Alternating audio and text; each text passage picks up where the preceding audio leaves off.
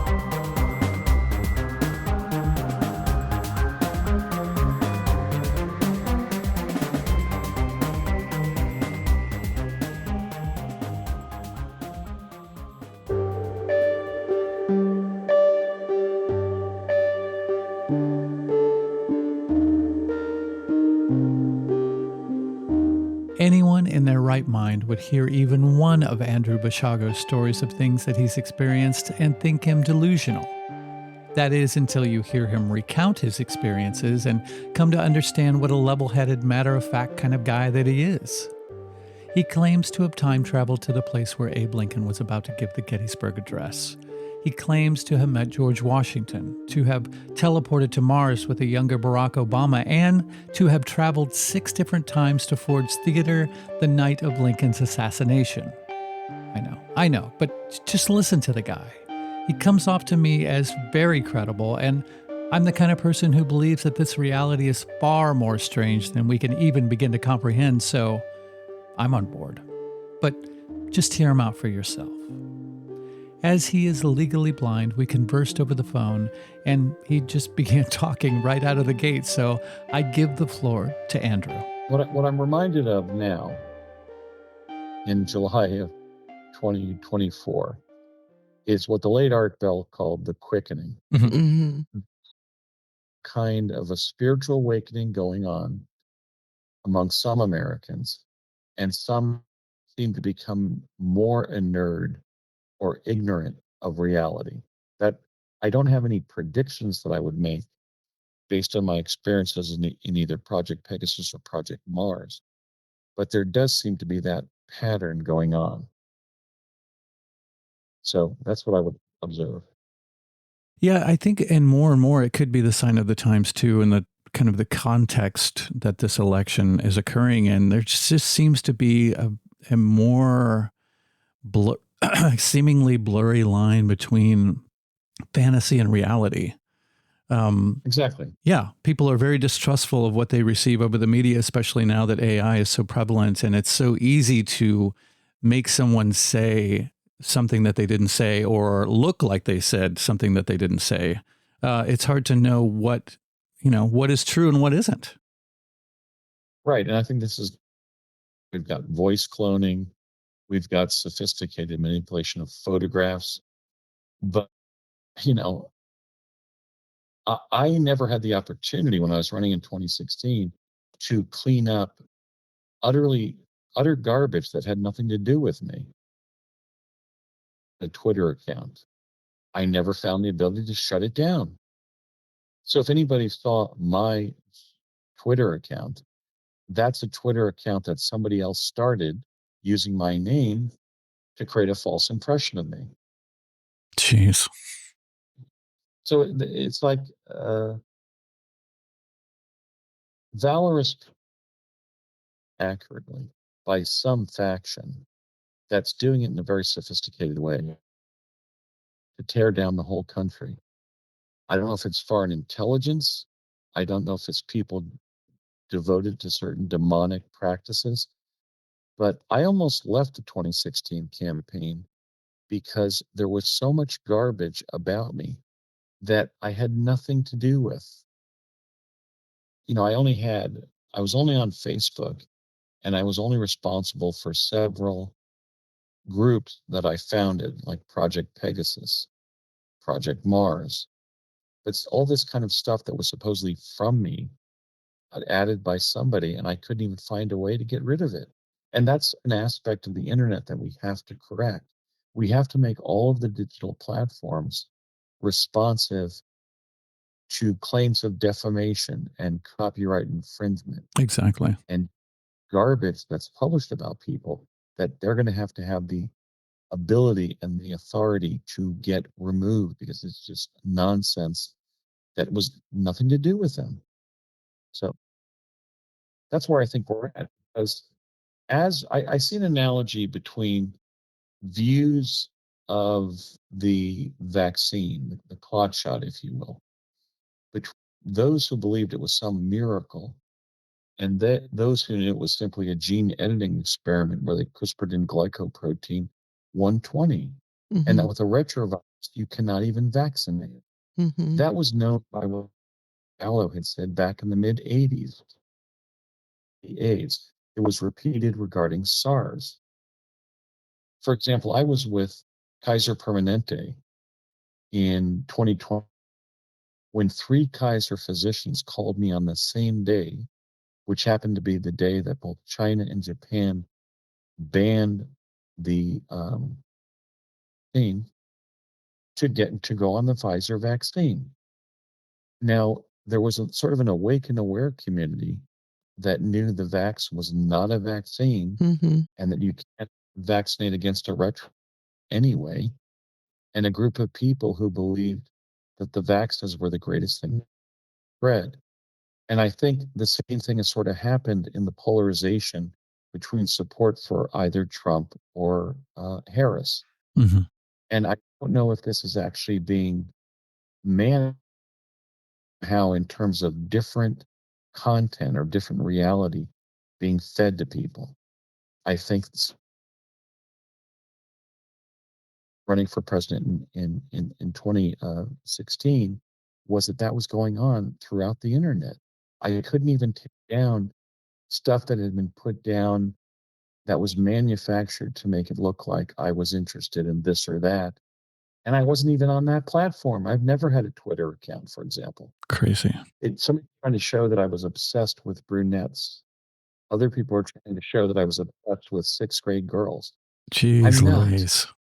I've been obsessed with a certain hair color or tonsure of hair. And the last time I was interested in sixth grade girls was when I was in the sixth grade in California. So it's like it's like Hunter Thompson, I think, used to say, when the going gets weird, the weird turn pro. Yes, And that's exactly. what we're living. The views that people I know who I've known for many years have about Trump simply cannot be the same content. I mean, personally, I believe that President Trump had a fairly successful term, when he was president. But there are people who view him as the Antichrist. So this kind of all over the place type of pattern, I think, is being produced. I believe that Americans are literally getting different content, just as people are getting false content about me. And friends of mine, because of my vision loss, are helping me find that stuff on the internet. And it's amazing that after 10 years, there's garbage about me that has nothing to do with me, either being on that platform or what's being implied by that posting being in a way connected to the reality of who I am. I've lived a valorous life. Okay. And I'm not saying I'm a hero necessarily, but I was privileged with really amazing experiences, like the opportunity in 1970 when I was age 9 to go back and visit General George Washington in August of 1776. And I was the American, and it cannot be denied for all time, who advised Washington to retreat his troops from New York Harbor. I did that. That's within the ambit of my experience.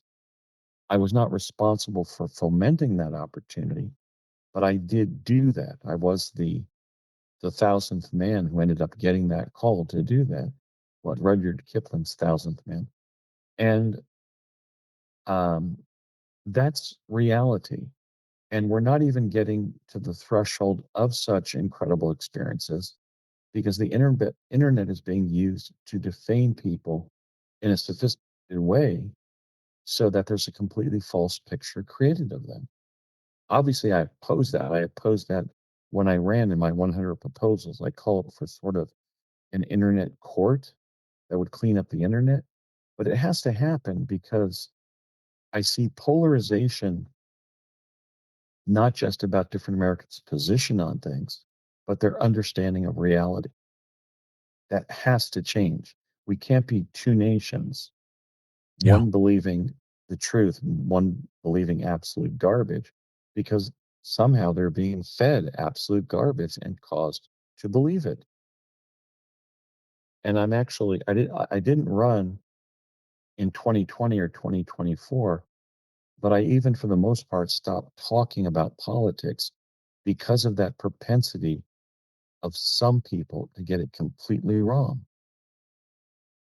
So that's what's on my mind. Now that was not prophesied in Pegasus, but there was some sort of counterintelligence training that we got. If an oppressive government arose, maybe that's going to be on the table. But that was just a generalized sort of set of military tactics if that did happen. I don't know if they were expecting it. You know, we were taught how to blow up water towers and energy plants to make the people rise up and know how to make the people become even more disaffected. That was part of Project Pegasus. It was several days of training of how to blow up water facilities and energy facilities to make the people revolt. I hope and pray that's not upon us. As long as quality people continue to step forward and accept the challenge of national leadership. And I think they will. I mean, circling back to your comment about having things removed or scrubbed from the internet, it is interesting that the opening ceremony has now been scrubbed, basically overnight from I think the Peacock website, um, and basically anyone who posted anything about it or did any analysis of it, it's been scrubbed from YouTube for a copyright violation. So I wonder how that works in your situation when you're talking about a private individual trying to get something scrubbed compared to some, a Leviathan like Viacom or NBC saying no, we want to get this off of the air. When I was running for president and experiencing a plethora of garbage who I didn't even know who was posting it, implying certain things about me that were absolutely made up. As a member of the Washington Bar and the U.S. District Court for the Western District, as somebody educated at UCLA and Cambridge, I was the 280th American to take a degree at Magdalen College, University of Cambridge, since it was founded in the year 1428. I had worked with luminaries as a young writer, both Captain Jacques Cousteau and Norman Cousins, who, of course, was President Kennedy's favorite speechwriter. I proved that Norman was the original author of JFK's American University speech of June 10th, 1963. You know, what kind of peace do we seek? Not a Pax Americana enforced on the world by American weapons of war. So, as a fairly sophisticated writer and academic scholar, and somebody with legal access as a lawyer in active practice with no practice history that was negative, I could not find a way to protect my own reputation for goodness against the efforts of complete weirdos and wackadoodles and nefarious people posting stuff about me. So when people say something about a particular candidate, I don't even listen anymore because I believe it's not being driven by truth or reality. It's being driven by partisanship and the nefarious operatives that are doing opposition research. Now, or something tantamount to it, the way the internet's being manipulated. I have been told, I don't know whether it's true, I can see our television, which is large, and I would have seen it if it was posted on television. What I've heard is there was some sort of celebration or ceremony involving transsexualism Hmm. during the opening ceremony of the Olympics. Now, if that's true, that seems to me quite bizarre. The Olympics were founded by Baron de Coubertin to celebrate the faster, the stronger, and the higher, okay, in Mhm. sport. And that's it. That's their motto, right? Citius, Fortius, Altius. If they're using the Olympic opening ceremony to celebrate the capacity of people to ostensibly change their gender, that's a measure of how bizarre the world is becoming.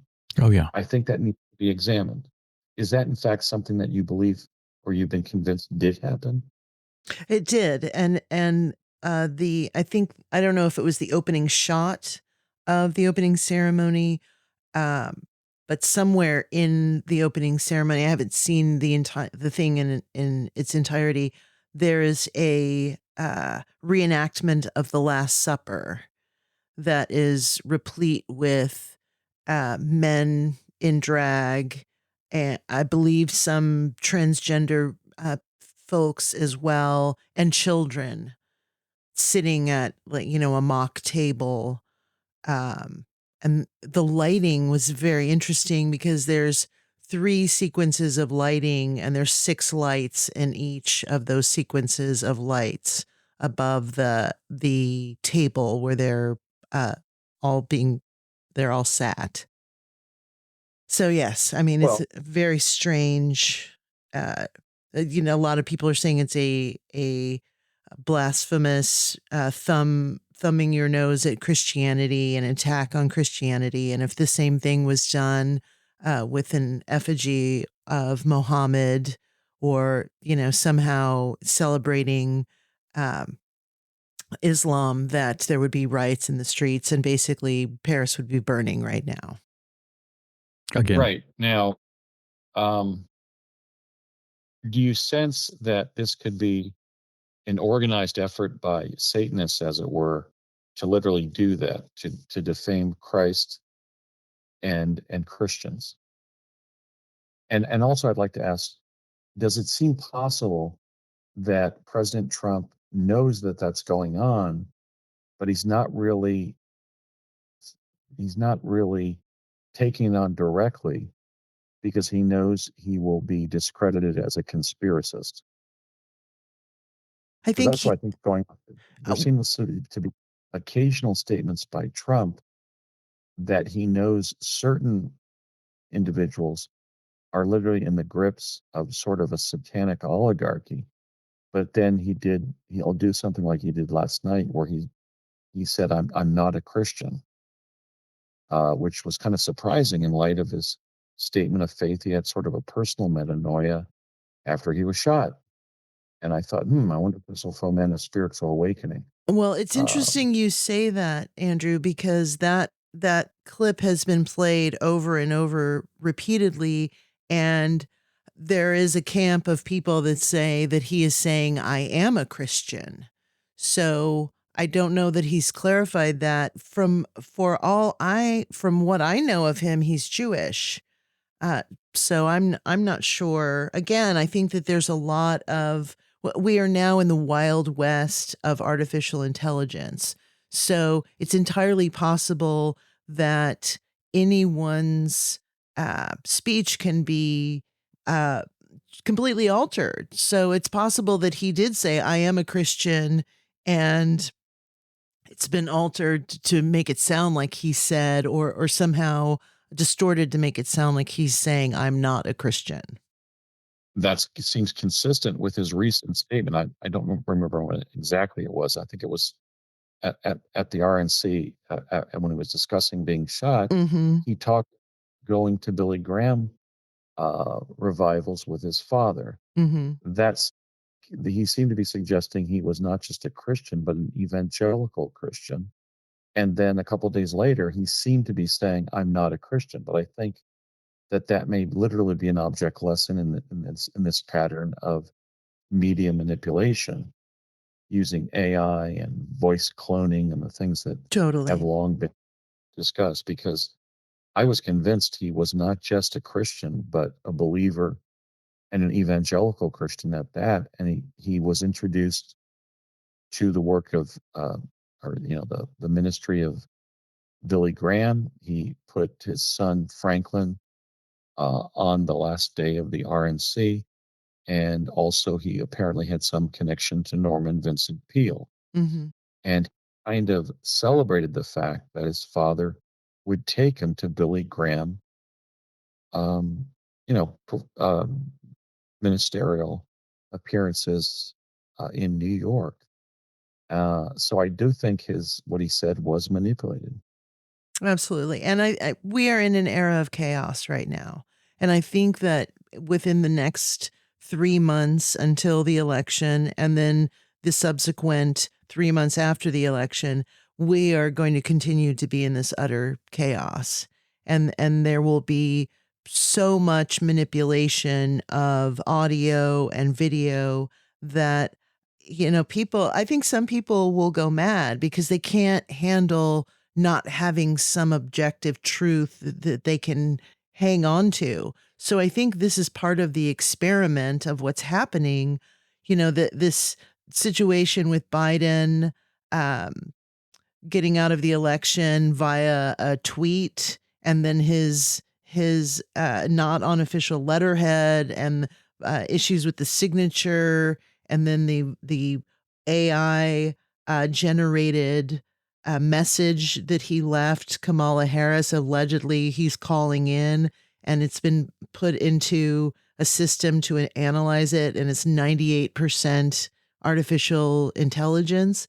So I think that this is really a place of having to have some type of whether it be spiritual center or just, mental equilibrium where we are going to be inundated with this type of uh, activity for the next 6 months easily. Yes, and I think a precursor of this was the lack of truth applied to himself by President Obama. Among things I know to a scientific certainty is that he was born in Indonesia, Mhm. son of Muhammad Subud Sumiwati Hajojo, the founder of the Subud Muslim sect in Indonesia.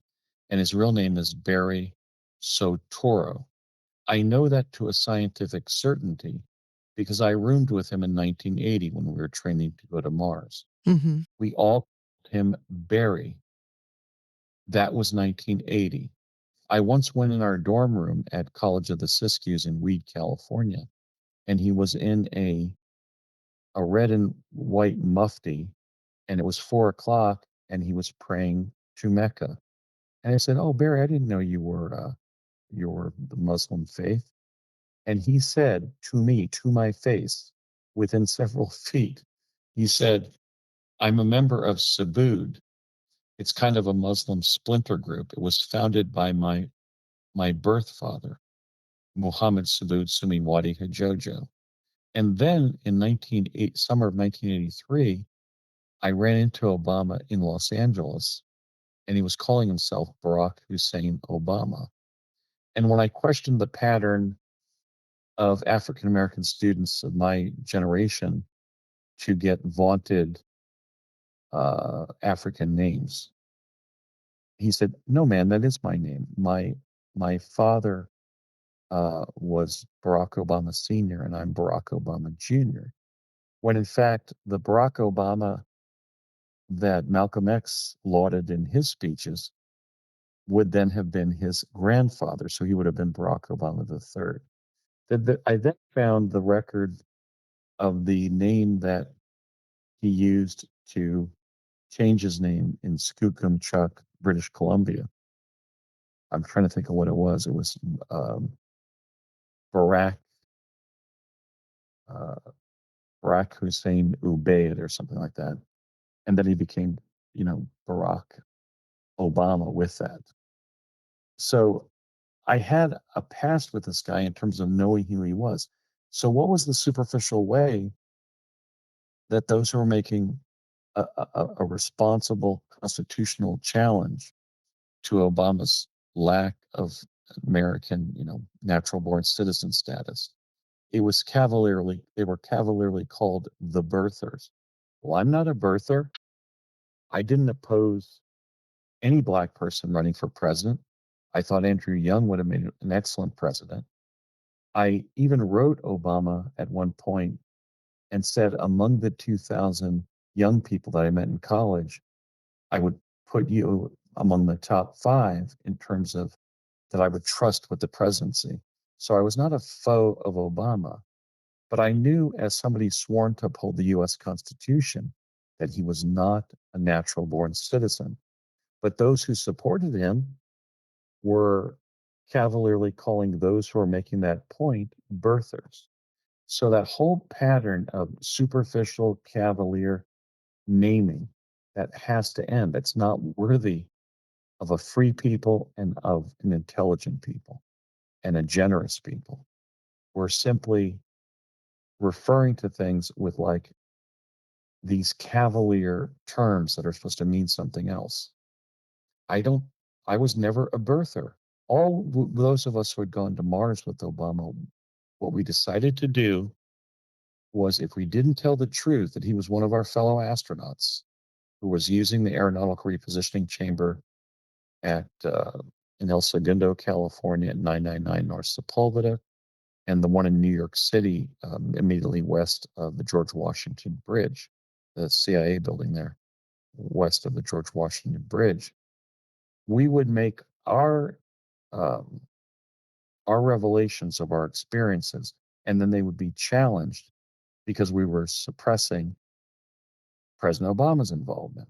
We didn't tell of his involvement to either cause problems in his presidency or life, or because we were bitter some way that a black man had been elected president. We made a group decision to reveal the fact that, unfortunately, the sitting president of the United States, when we came forward, was one of our fellow astronauts. And when I wrote him in 2020 about this and urged him to come forward completely, I said, John Glenn didn't do it, Bill Nelson didn't do it, um, H. Ross Perot didn't do it, and I haven't done it. But you did it. You were the first American astronaut to be elected president. If you don't reveal that, you're going to be known in American history for all time as a liar. And I don't think you are. And what he did do is change his position. He had previously made fun of all of us, saying that the only connection he had to Mars was watching Marvin and the Martians on Saturday morning cartoons with his kids, to going on Stephen Colbert and saying there is a secret space program, but I can't talk about it. So I'm fairly happy with what he did and with my ability to force or to cause a former president to do the right thing. Because I think the pattern of Obama having made fun of his fellow astronauts was unfairly harming us in terms of our American people's understanding that we were telling the truth. At least Basiago, Stillings, Mendez, White Crow, and Johnston. I've lost touch with all 4 of them for different reasons. White Crow is dead. Um, Stillings was sort of becoming mentally marginal to some extent. Uh, Bernie Mendez stopped answering people's phones, and Ken Johnston had a car accident where he had some memory problems. So it's winnowed down from 5 Americans coming forward, possibly as well as the 2 others, Arthur Neumann and the earlier guy who came forward in 1999. His name is escaping me. But I think that helped, that I motivated Obama to come forward. But really, that pattern of lying about fundamental reality kind of began with his career. He was not American born. He was not born in Kenya. He is a black man from Indonesia named Barry Sotoro. Now, I don't believe that we can graft that onto the Kamala Harris experience, but it's being alleged that she may be a transsexual. The claim of the Harris supporters that Michelle Obama was not born a male, but was in fact born as a female, that goes against the grain of what we all witnessed in her appearance on the Ellen DeGeneres show and when they dropped off Malia at Harvard a couple years ago. Many people saw the fact that Michelle Obama had a male member. Um, I don't really care about people's gender based decisions, but I think the truth shall be known or should be known. In fact, if we're to adjust to modernity, I don't think we can lie about reality. People have to know what's going on, right? Isn't that part of the scientific method? Indeed. So there's kind of a pattern of people arriving at their findings based on their belief rather than their beliefs based on their findings. And it's harming us. I think it's creating a lot of the social conflict, which is ultimately unnecessary. Now, those who believe that, Michelle is Michael Robinson, believe that the Obamas did it to get elected because as a gay couple, they wouldn't have been viable for him to be elected president. Maybe that's what happened. I know he lied about his ancestry, and that showed a willingness to be seated or elected president against the express requirements of the U.S. Constitution in Article 2. Andrew, do you Being think an that, I'm sorry to interrupt you. Do you think that Joe Biden is dead? he could be the new Joe Biden, as well as the new Jill Biden.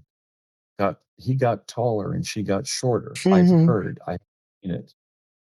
He could be, yes. They might have killed him because it was a danger to keep him in the presidency because it might have actually fomented World War III or a strike on the U.S.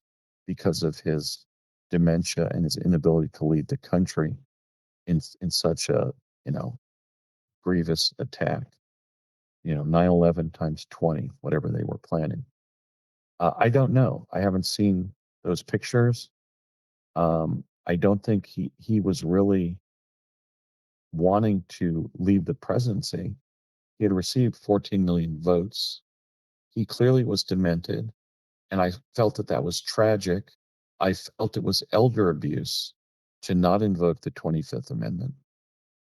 I was really disturbed by the elder abuse that was being committed against an elderly man.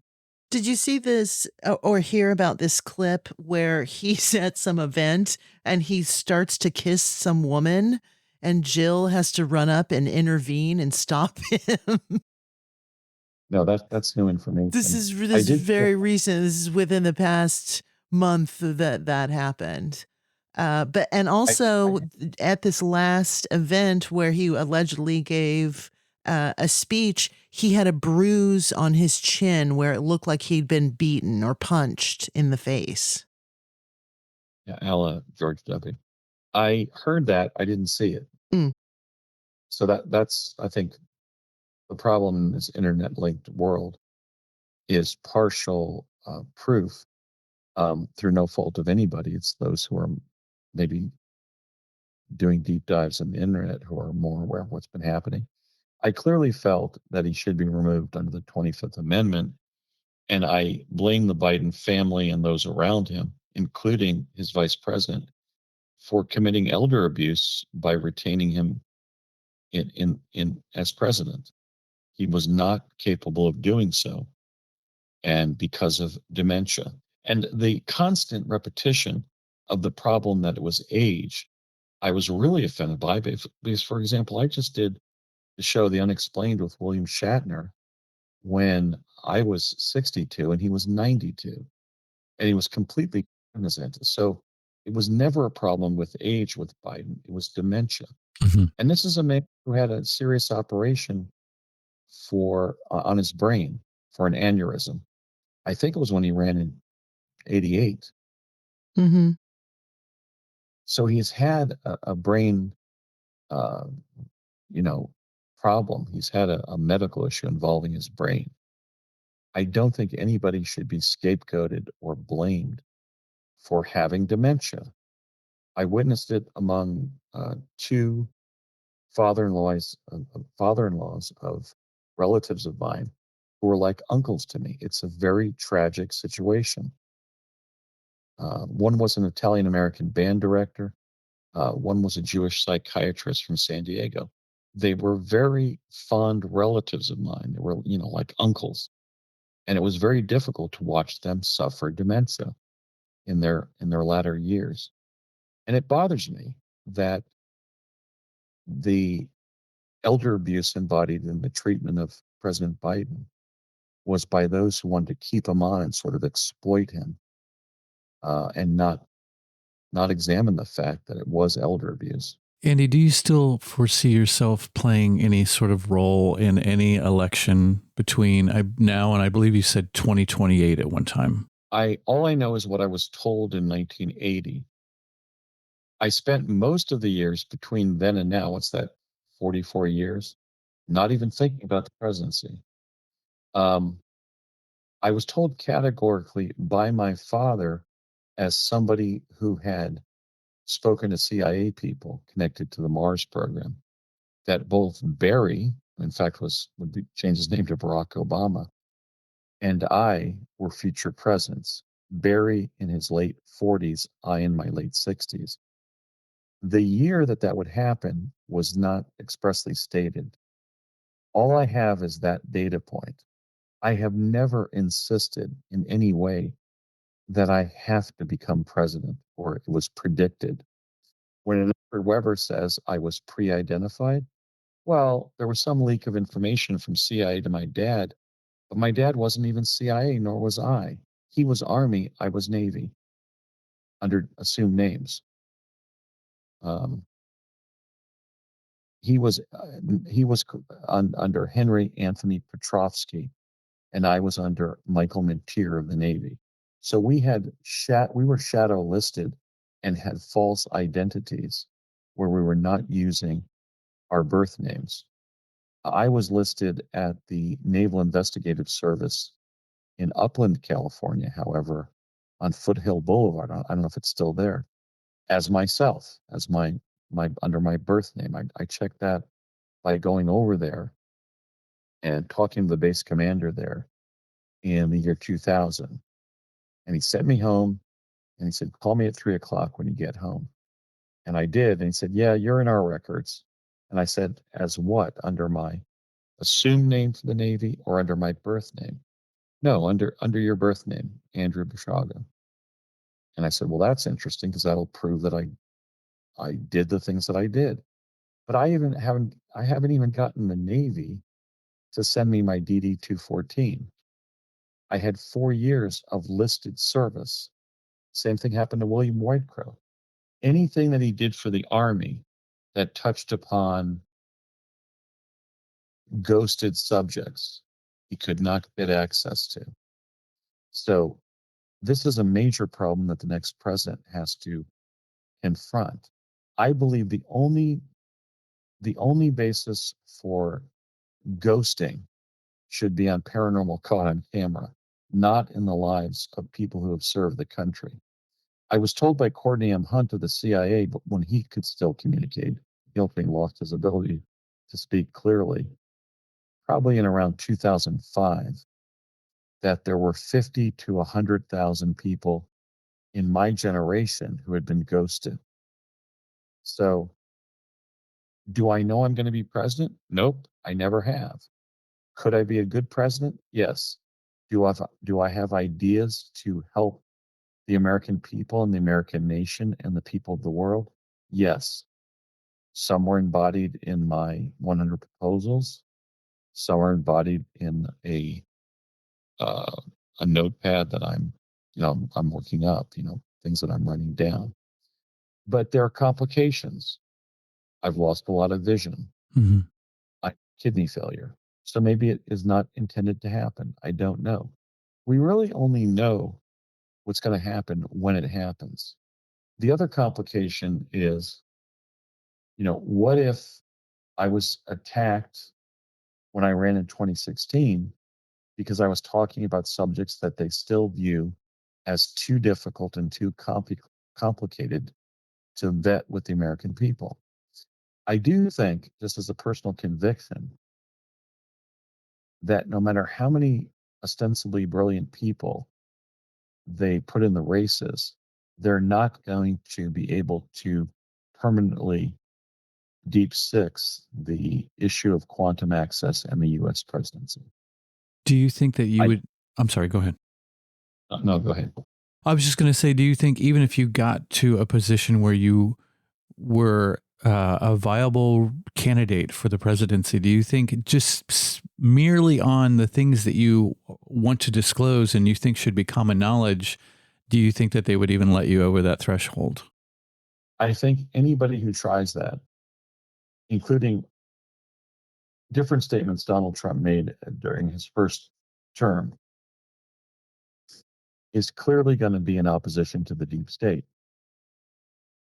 I learned from Virginia Olds of the CIA when I was coming forward on the radio that there were many people at CIA who were really happy about my performance because I was destigmatizing what had been done, so that post-Vietnam syndrome of always blaming CIA people rather than lauding them for their valorous service, at least in many cases, was causing me to have a lot of fans in the deep state. But there still are holdouts who probably would want to prevent, because I think that's largely responsible for the pushback that Donald Trump has gotten since he started running in 2015. I don't think he's a paragon of virtue as a truther, but I think he is a truther. And I think the real switch electorally was when the truthers became Trumpers. I was doing interviews in 2015 with truthers and giving them my ideas for the presidency. And then the initial group of Trumpers I felt were kind of mentally challenged Americans. There were a lot of what I call mouth breathers, and got more and more quality people. And so he's actually matured a lot as a presidential candidate and as a potential president. Um, but another thing that I think I have to be realistic about your initial question is, does anybody have enough money to run anymore? I mean, I knew Rick Hayden of Lake Oswego, Oregon, and he asked me to find $1 billion guideline loan to help Governor Pataki, his Yale roommate, finally get some money in his pocket as somebody who had served everything from like mayor of Poughkeepsie, New York, all the way through governor, the governor on 9/11. The reason that Trump bested Pataki is Pataki still had no money from government service by 2016. I find, I mean, I always vote for the man, and my Republican father always did. My dad voted, he said, for Truman and Kennedy. Um, he voted for the man, not in a partisan way. I've always done the same thing. I'm neither really a Democrat or nor a Republican, even though my first political activity was to campaign for Humphrey Muskie in 1968 when I was 6.5 years old. I went door to door in my neighborhood of Morris Plains, New Jersey, and urged everybody at their doors to vote for Humphrey Muskie. But the third part of your question, it's not only my kidney and eye issues, it's the fact that running for president is so damn expensive. Who can run successfully? The governor of New York, having been in politics his whole life, from mayor of Poughkeepsie, New York, forward to governor, literally the governor of New York on 9/11, who lost 300 friends inside those towers, could not afford to run and win. He just did not have enough money. And even after I found not a $1 billion guideline loan for Hayden Pataki, as I was asked, but I found I got them like oh God, it was like $198 line of credit. They declined it because they didn't think that the subprime meltdown was over. Um, so I think everybody's challenged now when they consider running. Will I run again? Perhaps. Will my vision be restored? Perhaps. Will my kidneys be restored? Perhaps. Whoever becomes president and vice president, I'm going to certainly send them a letter to say, look, Congress mandated an artificial kidney when I was 2.5 in 1964. We've now made dialysis a multi-billion-dollar industry. And the hemofilter that was promised several years ago has now been talked about 10, 20 years. And I even think it's possible that the progenitors of it have been bought off by the dialysis industry. There is no reason, in light of the fact that we were going to Mars in 20 minutes over 40 years ago, and I did it myself, that we do not have artificial organs. We need to enter what I call the bionic revolution. People fear it, but hey, man, I don't want to be on dialysis. I'd rather have an artificial kidney implanted down near my pelvis that does the kidney's work for me. I'm getting by pretty well on dialysis because I've identified exactly how much fluid should be taken out during each session. But many people suffer dialysis because they're being overdrained, because the dialysis companies are worried about edema and a malpractice complaint for allowing fluid to remain near the heart and lungs. Fortunately, I've been rescued from that by by carefully monitoring how much fluid should be taken out. I have the actual number. I have to, amount of fluid I have to take out 3 times a week. But the fact that we don't have an artificial kidney should be a scandal. We were getting to Mars in the late 70s via aeronautical repositioning chamber. That's one of the reasons I've been telling my story about time travel. That was the 8th modality of time travel, the arc. And we have to demand that medicine move forward and become more about healing than treatment and Yeah, money making. exactly. That is a scandal. And that, by the way, is a gift to us of the great Richard Nixon. It was Nixon who made healthcare profitable in 1973. That has been an incredibly negative development that puts all Americans at risk medically. If Trump and Vance are elected, I will directly write them and hope that the better angels of their nature, despite their success in business, is not about making money in the medical field, but healing people from diseases and disabilities. We can do it as a people. We have to begin doing it. I've heard all the stories about the medved. I don't even believe the medved exists. People even use my experience on Mars when I had my right arm torn off, but it was back on my body when we got down back to 999 North Sepulveda in El Segundo, California.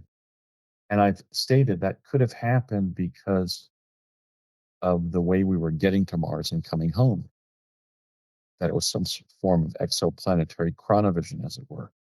I don't have evidence that I was placed in a medved. And if somebody can prove that the medved exists, bring it on. I've had multiple people claim it.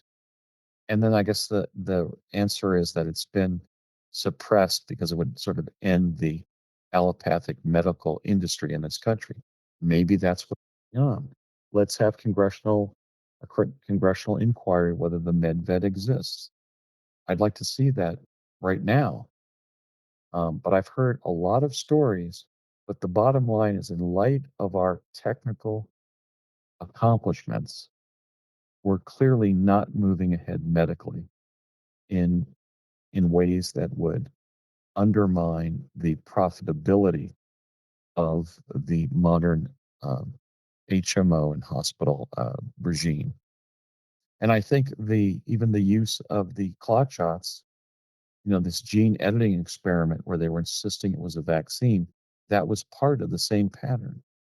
3 Kaiser doctors urged me strenuously to get the Pfizer vaccine on the same day that China and Japan ban it, and like Germany and Denmark postponed it.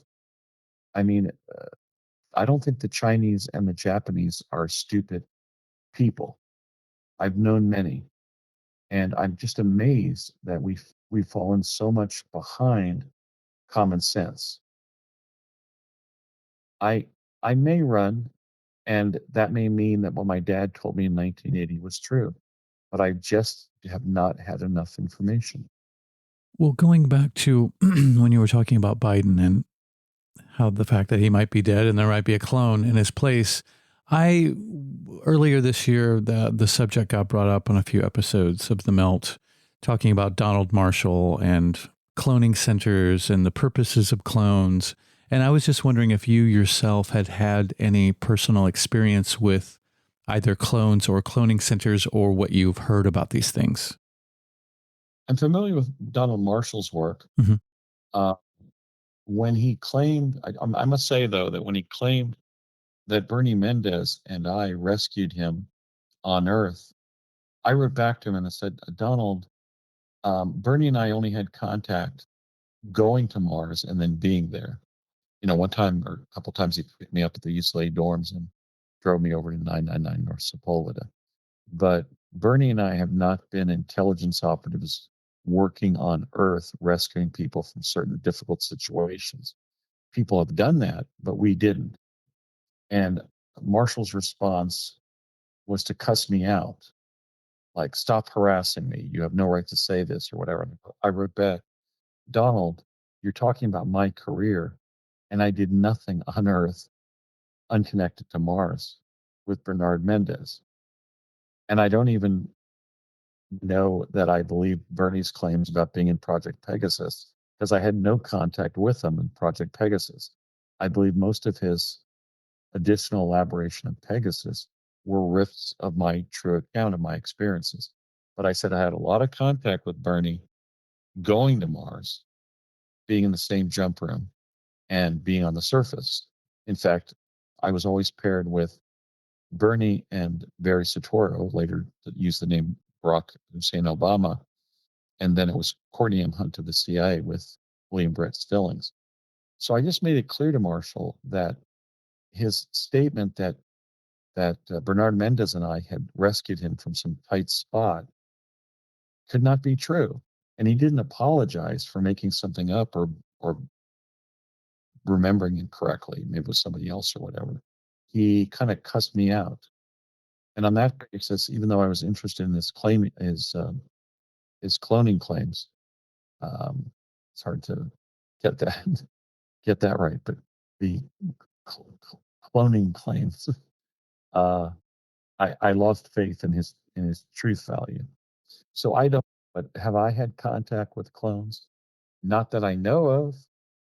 I do believe sort of the Ruth Montgomery theme that there are aliens among us. I've seen people shapeshift that cannot be Homo sapiens sapiens.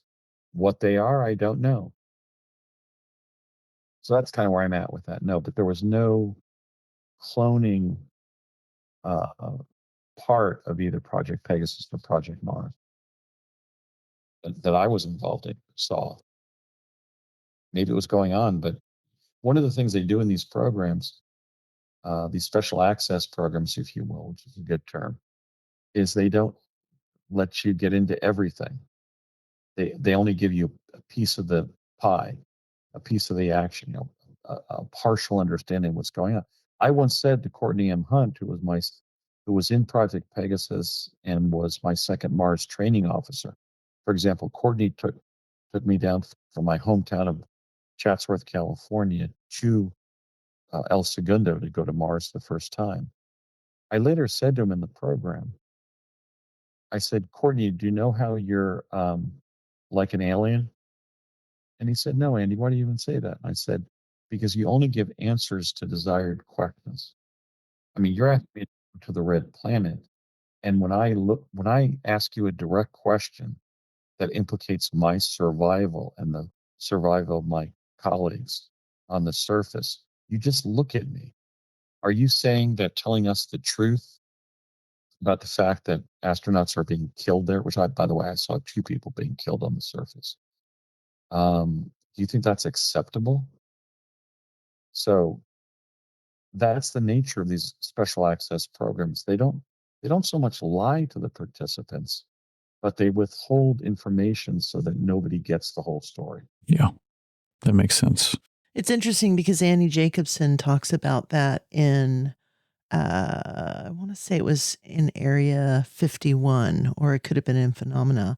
She said that she was doing consultation with a couple of different CIA agents, and that each one was giving her a different story, and that Well, part of her research was trying to glean who of these people is a disinformation agent, and basically trying to take her off track of her research. right. And there's also the creation of false memes as a standard practice. For example, the only time the CIA sent me to examine aliens, when I was going to Mars, I was sent by Courtney Hunt on Earth to go up to Edwards Air Force Base. And there were four ETs who were being kept in kind of a containment pod. It wasn't that large, it was like the size of a small condominium. And the damage that was done to their craft mirrored the physical damage done to one of them. What I was asked to do was just look in on them and see if anyone of them would come to the window and what that ET was experiencing. And that is, in fact, is what happened. Obviously, the one with a damaged leg couldn't even stand up, but one who perhaps was their captain came to the window and looked at me and gave me the saddest expression of homesickness. So I went back to Hunt, and that would have gone on to CIA. Andy Basiago, who served in Project Pegasus and then on Project Mars, is urging you to send these ETs home. I said, this ET coming up to the window was miserable. He was the most forlorn, homesick humanoid I've ever met. Now, that was Edwards. The whole belief in Area 51 being where the ETs are being sent is just not true. Some of them have been kept at Edwards, the former Muroc field, where, the sometimes the space shuttle comes in. I saw also the Voyager of Dick Rutan and Gina Yeager come in after doing that amazing flight around the planet. That was like in 86. So Edwards has been involved in the same way that Area 51 has. So what they do is they create a meme and then keep on hitting it. I call it Travis Waltonism. Millions of people have had ET contact. Hundreds of people I have met and talked to, as I did in 1968, have seen UFOs, some of them huge UFOs. And so they create Travis Waltonism. They only tell these few stories, Roswell, Benny and Barney Hill, Travis Walton, etc. Meanwhile, they stroke Area 51, but they never talk about Edwards. And they never talk about the fact that millions of human beings around the planet have had alien contact or sightings. So that's kind of how they're managing and meme managing reality. It's simply a sophisticated disinformation program using the techniques of World War II. We have to study what was done. Look at what was done with the fake thing up near Calais. The fake landing craft and tanks and stuff as disinformation for the Normandy invasion and landing. That's kind of what we're all in. We're all being constantly urged to look at the fake, you know, inflatable crafts in Calais and not see the buildup of a huge naval landing party near Normandy. What are your thoughts on Project Looking Glass? Um, I don't really have any. Fair enough. I don't know. I can't offer any support for it because the chronovisors were sometimes called a looking glass, particularly when we were outside the hologram. The thing that I don't like or don't believe about Project Looking Glass story is the 1952 version of chronovisors was like a TV screen. It was a looking glass. It was a seeing glass. The chronovision I was involved in beginning in 1970 was a time travel device to both see in time space and go places. Because from 1952 to 70, in those 18 years, Ernetti and Gemelli had given the technology to the US, um, and it went to DARPA, and DARPA put it with Bell Labs. And what a chronovisor was, in my experiences, involved a crystal array on the ceiling of a stage-like area that they would put an electromagnetic signal through, and about a 20 by 20 cube of white light would pop out. And if that white light was focused around us when we were standing on the stage, we would go to that place in time space. When I first saw that technology, I saw this incredibly beautiful scene from Tudor England around 1500. And there was a stablemate in a beautiful gray brocaded shirt and white leggings, walking a gray horse diagonally across this Tudor castle ground. It was a very vivid scene from the past to have the privilege to see. So I experienced chronovision as both a looking glass technology, but also a going somewhere in time space technology. And that's why it was used. They were testing the response of we children, as my father said, to those devices. And that's what I've written about, the 8 modalities of time travel, which can be found on the internet. Um, Looking glass was a bit of an overstatement because I heard the term used maybe twice. One I know was one time that Carl Jack Pruitt said to us, this device can be a looking glass when you stand away from the hologram and look at what the scene that's been captured, as you saw with that beautiful scene of that Tudor castle in England and that stablemate around the year 1500. But you're going to be going places in that cube of light, and I did. That's how I was sent to Gettysburg, for example. That's how I was meet Washington. Most of the chronovision activity I had was not a looking glass; it was a going place. And I feel that the various productions of the looking glass premise have been to sort of obscure the time travel device that the chronovisor was by 1970. Even on The Unexplained with William Shatner on the History Channel, I had been interviewed about different chronovisor experiences. And uh, just as George Norrie did on Coast AM, they relied instead on the unauthoritative work of Tim Swartz. Tim Swartz is a TV writer who has never been a chrononaut. I helped pioneer the application of these technologies, and I've been telling the truth.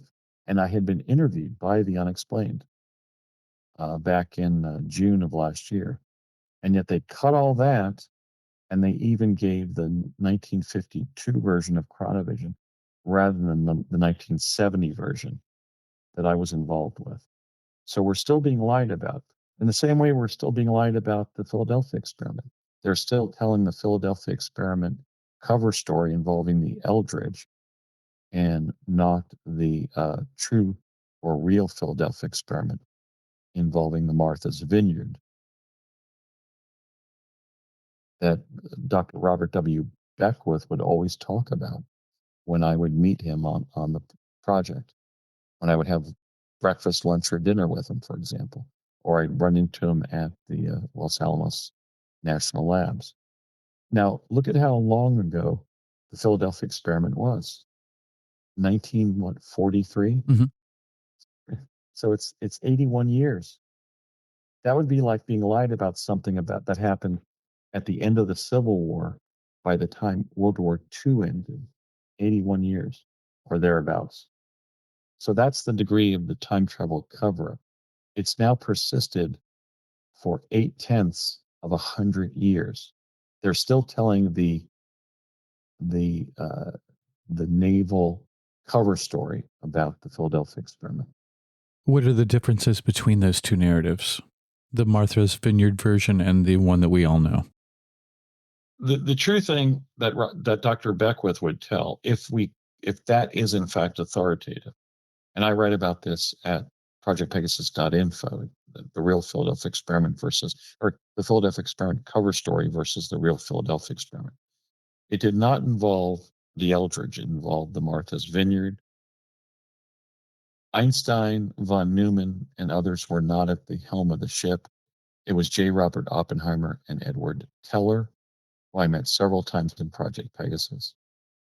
It didn't go back to the past when they shut it down to Norfolk, Virginia, but Newport News, Virginia. And there were not multiple sailors fused in the deck. There was one unfortunate sailor who began falling through time-space, and when the ship was brought back in, he was fused in a support column of the splash cowling of the Martha's Vineyard. Those are some prominent details that were obscured. Now, the M.K. Jessup story propagated for not the Naval Investigative Service, that's what I was in, was the Naval Intelligence. The Morris K. Jessup story, that's the one that they're still telling. They're still telling the naval cover-up story of the Philadelphia experiment of 1943. I mean, my dad was born in 1923, and he's been gone for 30 years, 31 years, or thereabouts. No, what am I saying? 34 years. Okay, so we're simply being constantly lied to about something as long ago as the Philadelphia experiment. If we're to embrace what Beckwith was constantly reifying in his public statements, and he was interviewed twice by myself, once by Alexander Chica Bruce, and once by R. Ken Thomas of Steam Shovel Press. So three bright and well-educated and experienced reporters interviewed Dr. Beckwith, and each time he talked about the reality of teleportation, the fact that teleporters are aboard our ships and our U.S. Air Force planes, how the planes that bombed Kosovo for President Clinton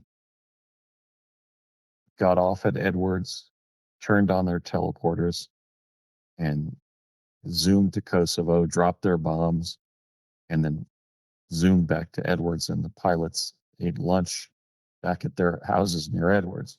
Or that a Navy captain in Tampa Bay showed him the device for a U.S. naval vessel to teleport on the high seas, and they do it regularly, he said.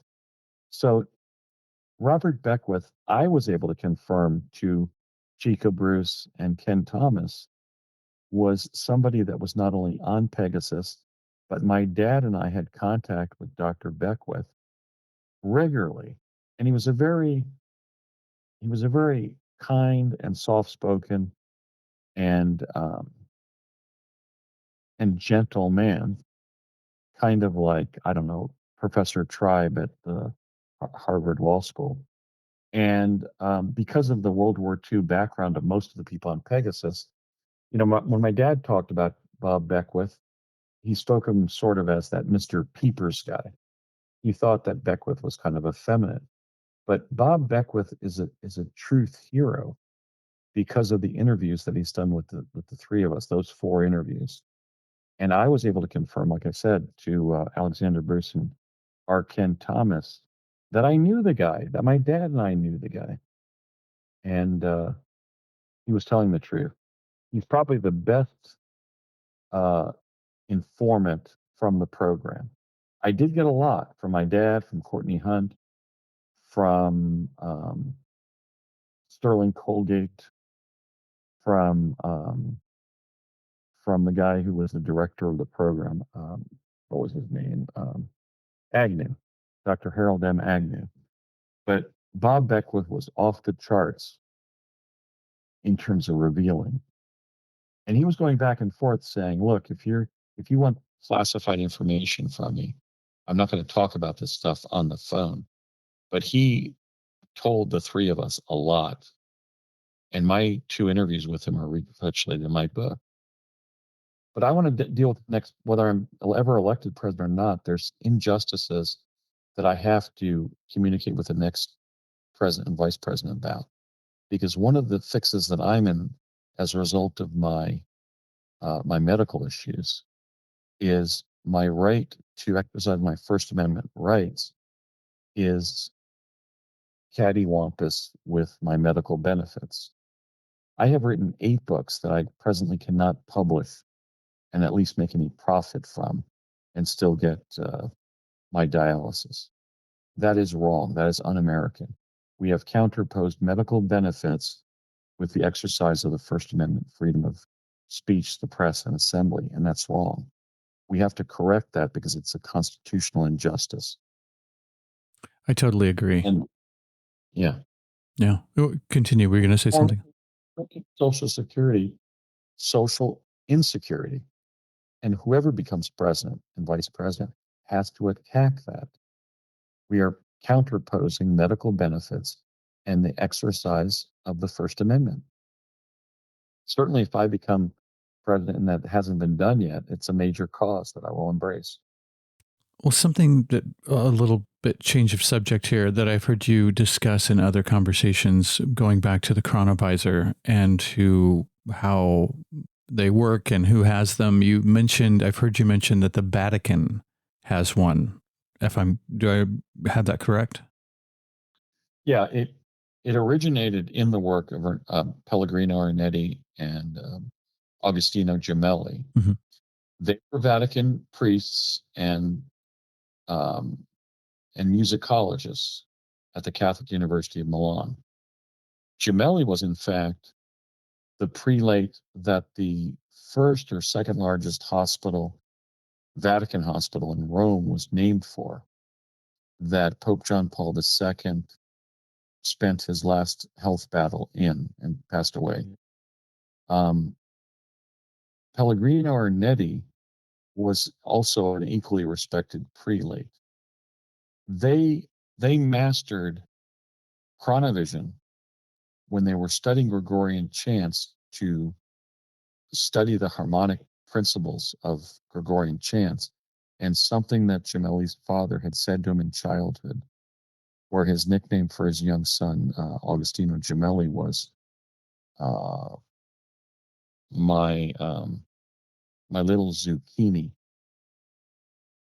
And they then got with Enrico Fermi, essentially the world's most brilliant physicist, who would go on to become the physics professor of Harold M. Agnew at Chicago. And they were doing like the CP1 to test the atomic pile.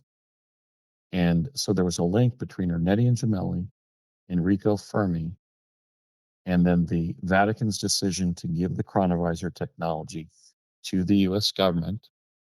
I can confirm that the Vatican provenance of chronovision is not only true but surprisingly accurate, because I didn't meet Father Gemelli, but when I was in the chronovisor location in what would become the Morristown, New Jersey Performing Arts Center. He was in the back of the room being given a tour. And one of the technicians on the project said, Andy, that's Father Gemelli, one of the co-inventors of the chronovisor, back there being given a tour. I just wanted you to know that and take account of that.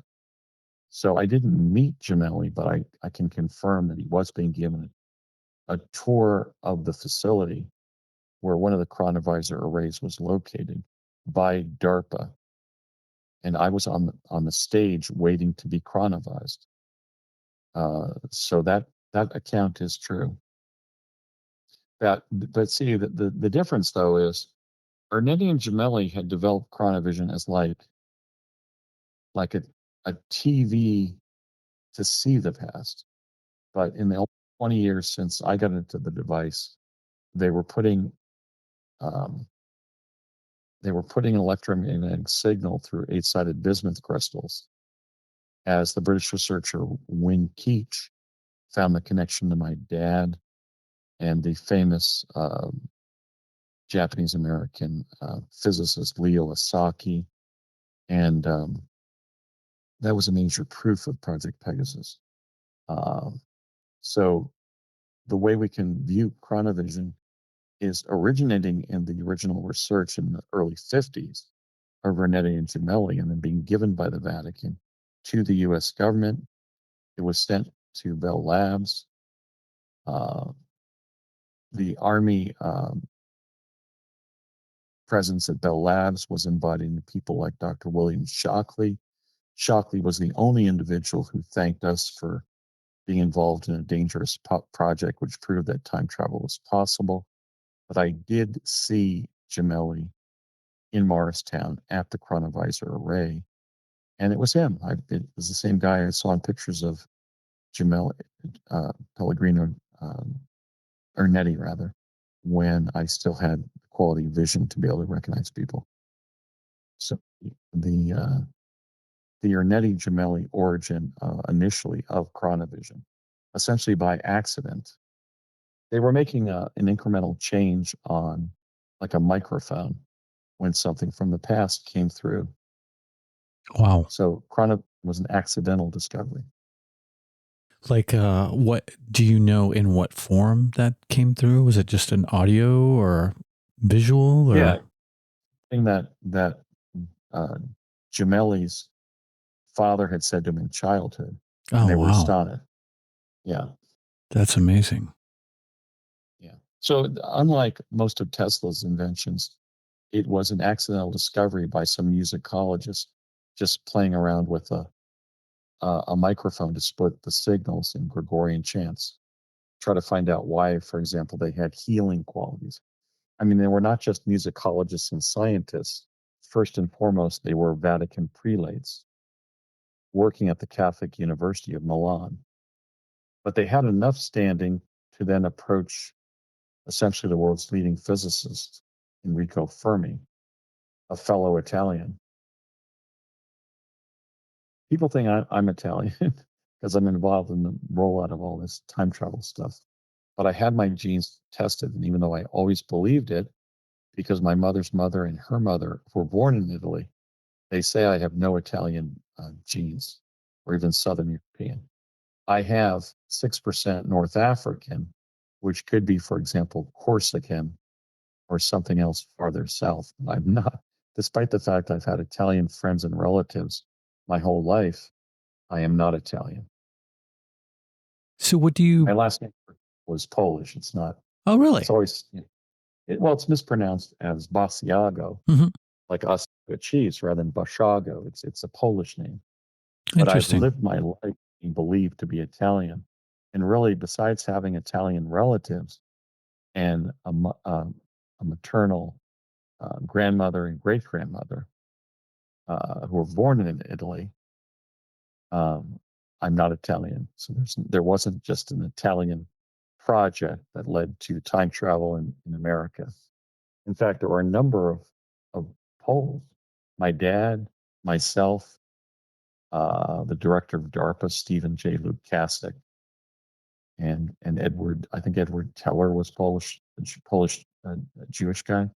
So there was a diversity of ethnicities involved in the derivation of time travel. I mean, Tesla, after all, was Serbian and so forth. That other Slav I was thinking of was Tesla himself. So I guess that has been confused over the years that God, here's another Italian, but I'm not. And I even had my genes tested by my heritage. And Interesting. I'm not, I don't have, I don't have things I thought I had. I thought because my Polish grandmother was Frances Rosenbaum, I thought I had Jewish genes through her. And because my other grandmother, Maria Felicette Adelita Albo, was born in Grimaldi, Italy, and her mother, Beatrice Morelli, was born also in Italy, that I was part Italian, and I realized that I'm not. You sort of get a little bit of a luck of the draw, For sure. genetically.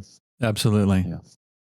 Um, do you have any inkling as to how the Vatican employed the chronovisor? Like what was their interest in it? I I think that they probably wanted to prove scripture.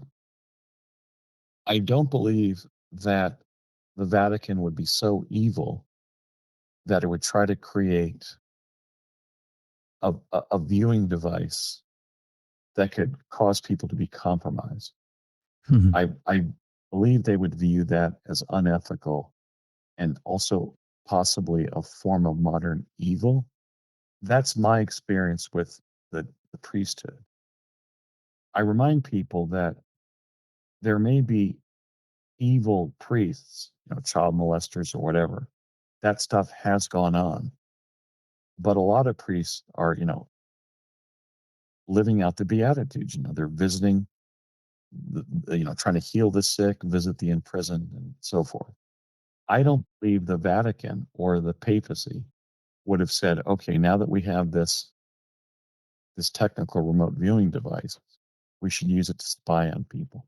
But I don't know because I'm not aligned in any way with the Vatican. And despite, being involved in the derivation of chronovision, which was originally a Vatican technology, as I just stated, I don't even have any Italian. I was raised as a Roman Catholic or, practiced Catholicism during, let's say, the first 20 years of my life, but I no longer am. So I don't know. But I think that their initial interest was to prove elements of the past. And I think it's been missed that in addition to meeting Washington, one thing I'm able to share as an experiencer and truth teller is that my dad and his team at Sandia in 1972 got footage not only of Jesus's ministry and crucifixion, which was hideous to watch, and some people couldn't even look at the movie screen, but also footage of Jesus's resurrection. So that I think that that's significant. I think proving Easter, proving the resurrection of Jesus, that Jesus suffered, died, and was buried, and on the third day rose again in fulfillment of the scriptures.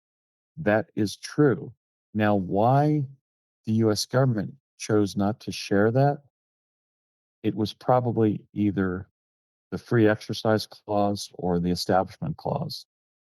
There were some spooks that I knew, like Virginia Olds, who really were sort of Pentecostals, who I think believed that we should become a sovereign Christian country that establishes Christianity as the state religion.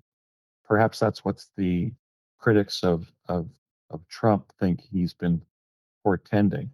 I don't believe he, but I note at the same time my countervailing thought and statement on that is always you can look at a book like In God We Trust by my mentor Norman Cousins at UCLA, and he pretty much establishes that the founders of our country were evangelical Christians, but at the same time, a polytheistic form of governance and society was what was anticipated. The founders wanted to make people free to practice their own religion.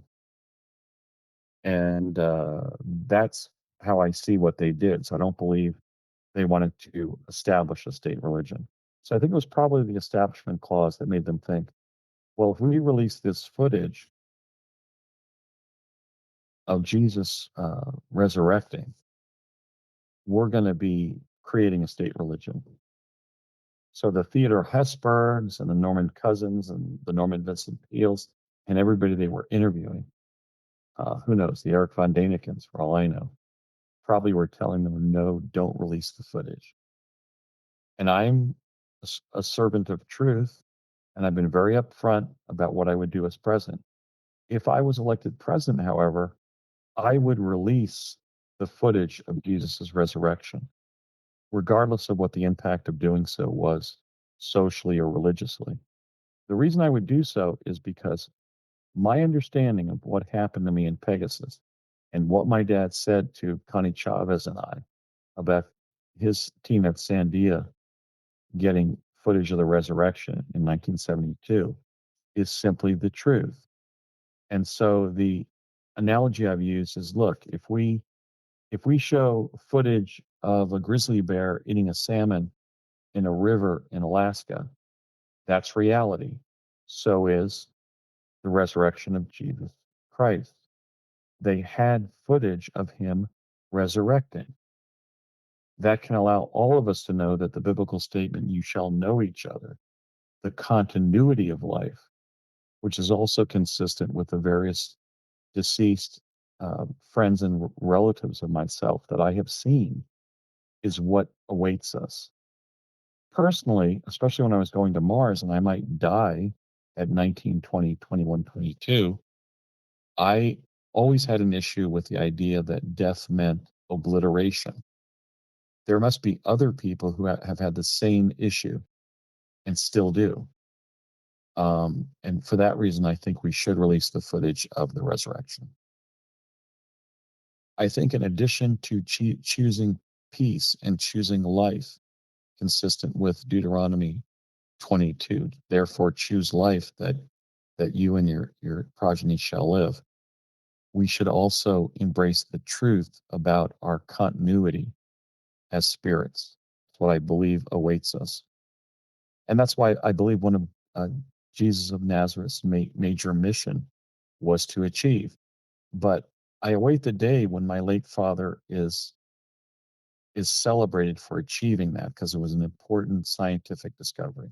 See, I mean, even if you are an agnostic or an atheist, my view of it is it's natural history.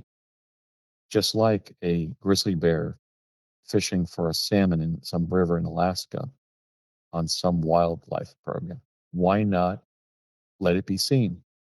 Just like we'll look back and see, I don't know, great comedy performances by Johnny Carson. Okay, it's reality. So I think they made a mistake by not releasing it. Maybe they decided not to do so because of the controversy at that time around the Vietnam War. Maybe they felt, just as with the alien question, the people aren't ready for the truth. But I reject and I resent that premise. I consider it infantilizing. I've seen beautiful things. I've seen some very beautiful things and some very ugly things, some very terrible things. Just by living in America. One time I went around a corner in LA County on a freeway and I saw a family of four under blankets stretched out after a car accident, parents and two small children. It was hideous. The footage of Jesus being crucified was hideous. I felt that it was so hideous, it was like locusts or hornets buzzing in the center of the room. I literally heard a sound effect, like zoo, zoo, zoo, zoo, zoo, zoo. It might have been in my own head. Connie Chavez was so devoutly Catholic, always helping the nuns at the San Felipe de Neri Church do their cooking and other tasks and making their beds and stuff, that she could not look at the screen. And as we left the viewing of Jesus' crucifixion,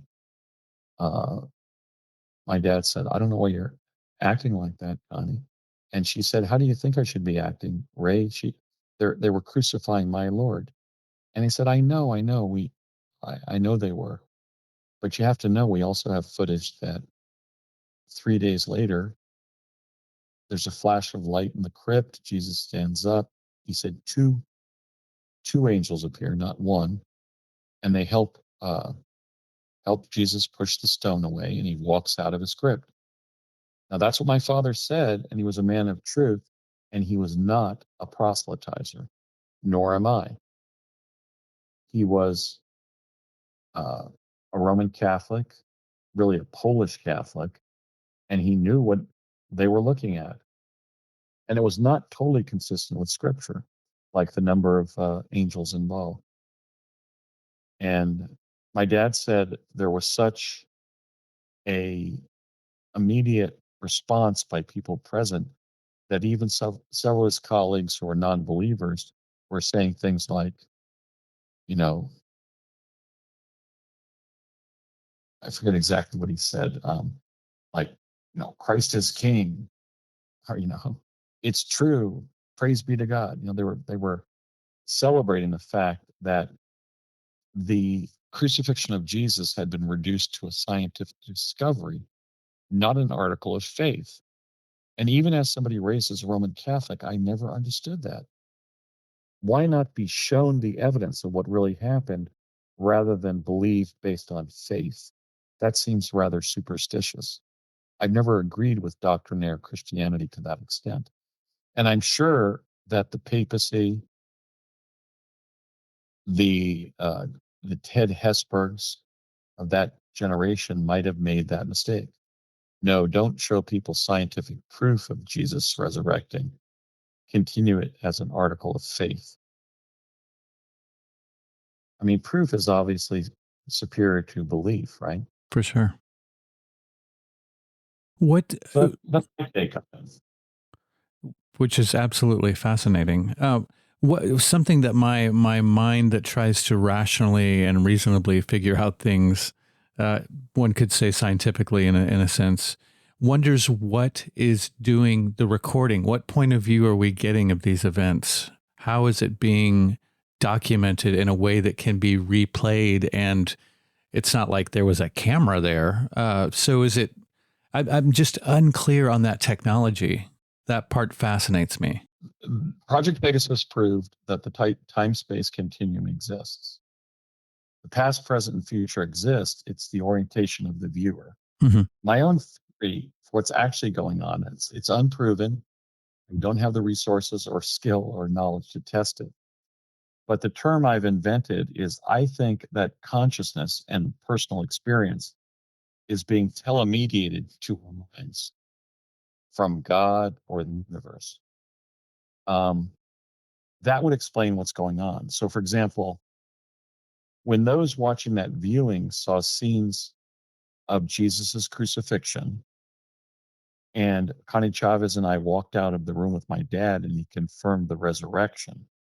That was the time at which the reality of the resurrection and its scientific proof was telemediated to our minds using my dad's communication to us as the agency for doing that. You see? I think so. I mean, I'm trying. I went to Oman and I found the way to eat any culture's cuisine Mm-hmm. by allowing myself to enjoy it. Some people will spit it out, whether it's fishy food from Malaysia or sushi or whatever. So I found kind of an analogy in being a gourmand and learning to like all of the world's food. Now, of course, I'm a B blood person, so that's what the nomads.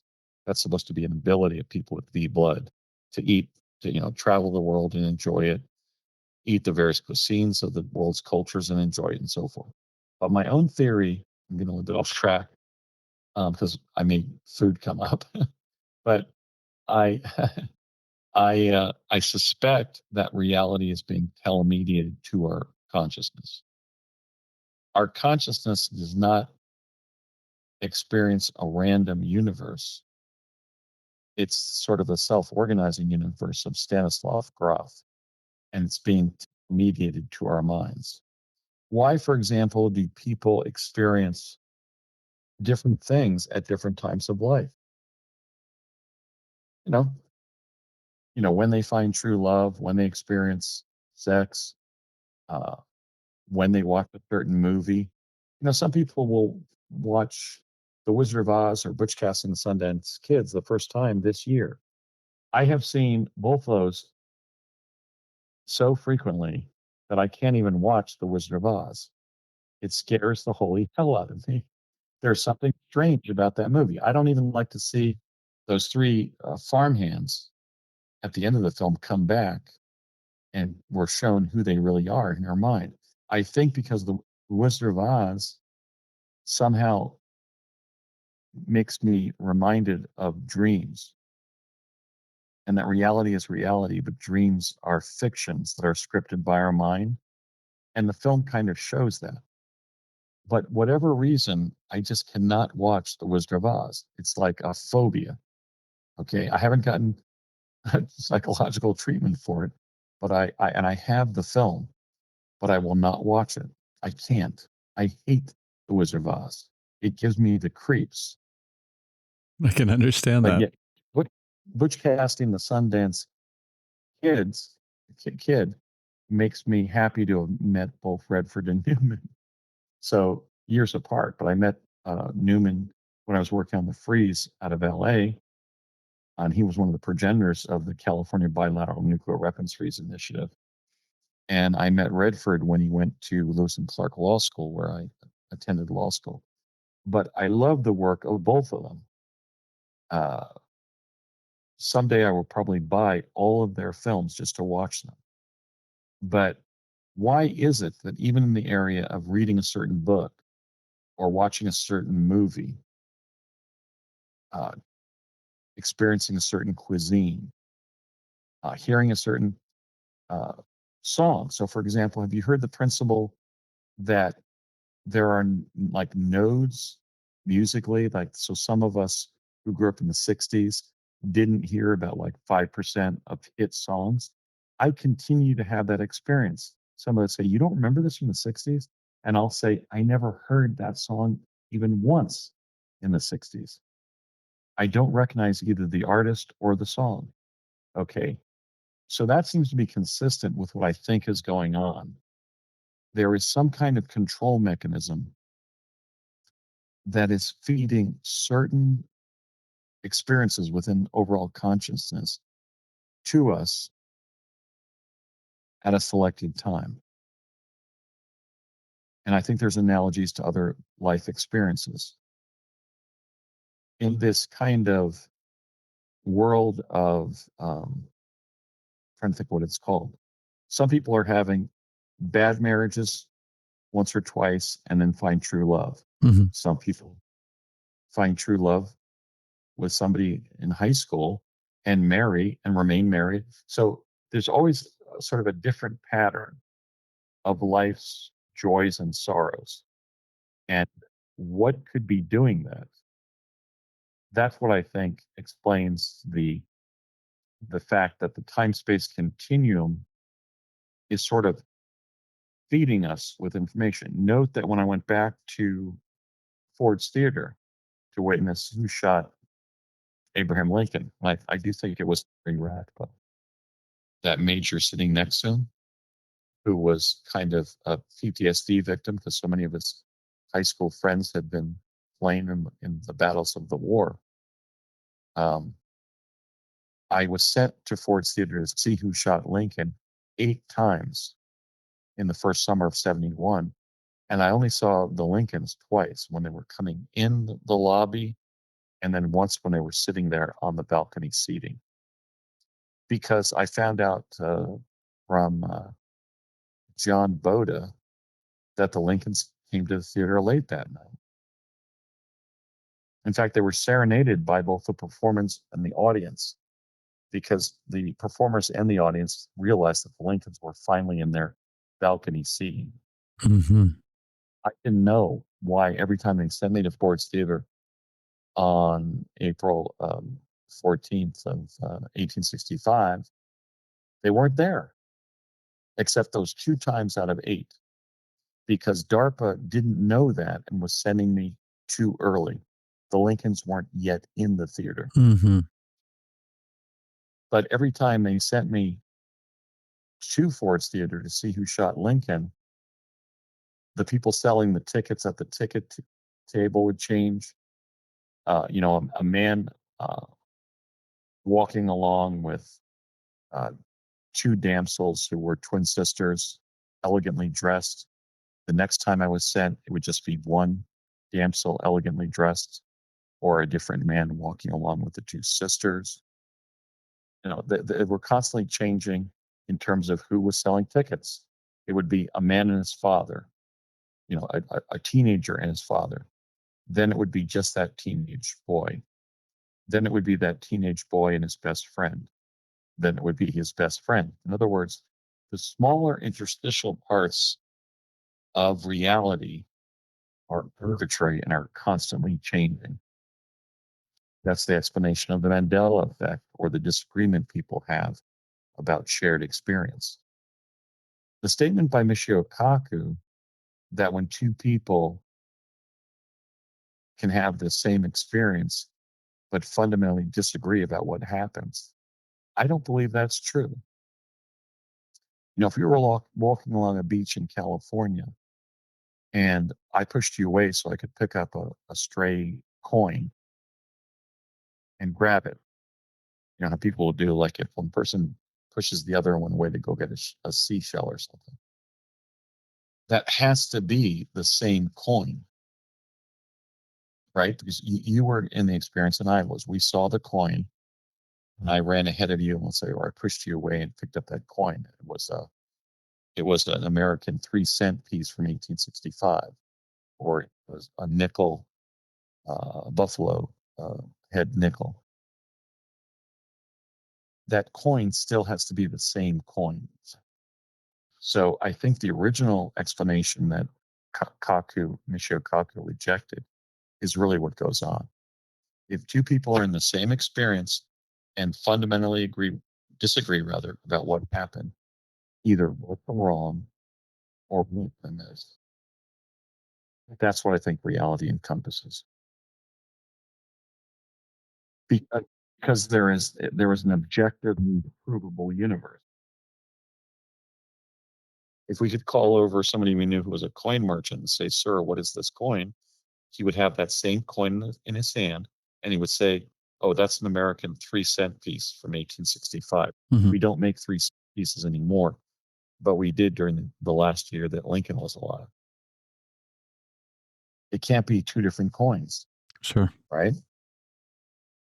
So there is an objective reality that at least one of the 2 people has to have misremembered or been mistaken about or forgotten. Because, we have that experience in life. Somebody will say, "Remember when we were walking on that beach in Southern Cal and you found that buffalo nickel?" And then I'll say, "No, it wasn't a buffalo nickel. It was an American 3-cent piece." Or it was an Australian penny with, what do you call it on them? I can't remember what they're called. In other words, there has to be an objective reality. But when you go back in time to resample the time-space continuum, the different iterations of that past time and event are not the same part of the time-space continuum. That's led to the confusion. In other words, when I was sent 8 times to Ford's Theater to see Who Shot Lincoln, those were on different timelines. They were different realities, essentially. That's led to the confusion that Kaku is basically making, that 2 people can experience the same event and disagree about what happens, but both be right. Where the former belief is that they're either both wrong or one of them is wrong.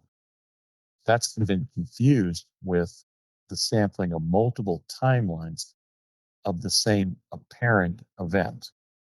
Does that make sense? Yeah. I mean, do you think that You arrived on a slightly different timeline because where you were coming from was a different point of reference every time. Does that make any sense? Yeah. Okay.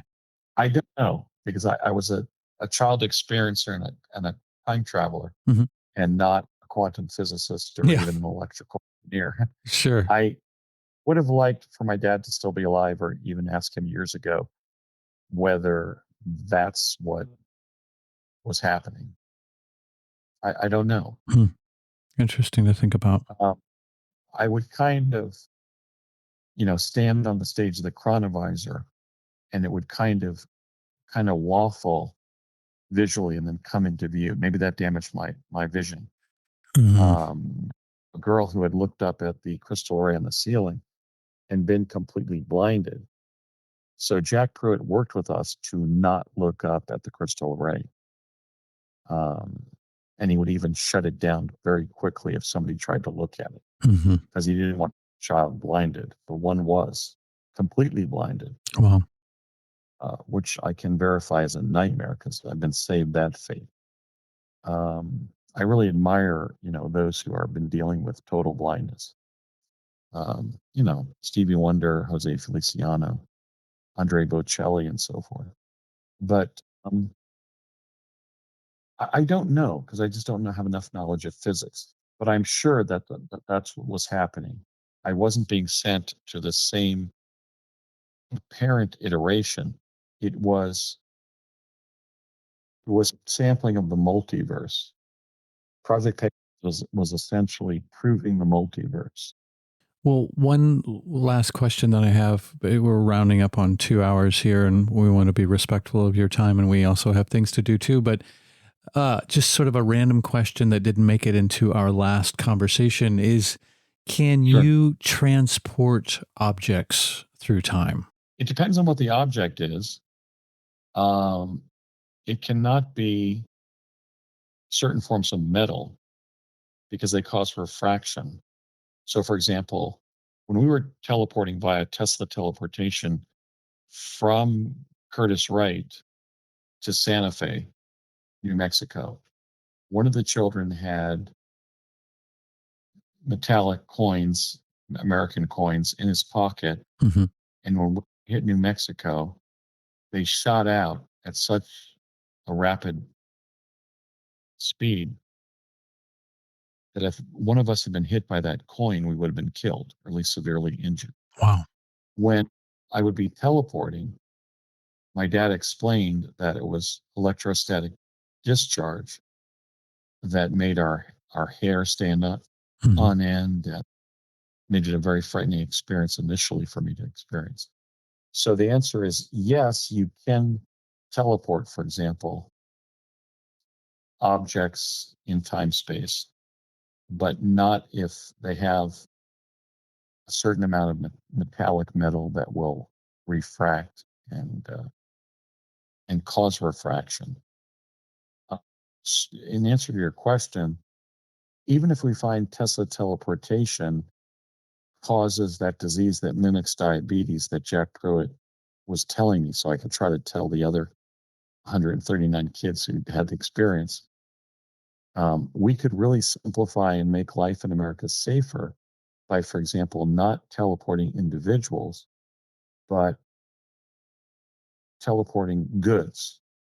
So, for example, there are fewer 18 22 wheel trucks on the freeway. They regularly fall over and crush our little people like us in small cars. So the answer is yes. They would have to make sure that non-refracting metals were involved or no metal at all. They would not want to endanger human life by causing such refraction. By the same token, they would make shipping safer, not by shipping people, but by shipping goods. So I never really gave up um, the related purpose of standardizing Tesla teleportation, as well was my dad's dream as well. Global public teleportation that will improve life aboard planet Earth. That would probably be something that could be used to roll out time travel and explain to the people that this is being done to make life on Earth and in this country safer. I mean, I've seen accidents. I've been all over the country. I've only not been even recently to four states, the Dakotas, Wisconsin, and Mississippi. I have seen accidents in which small cars have been absolutely crushed by an 18 or a 22 wheel vehicle falling over on it and spreading, I don't know, tomatoes or something all over the road. I almost hit something because it was a something on the freeway that was right in front of me that had collapsed. It was like a sign or something, and I was almost killed just driving into it as I was going forward on a freeway.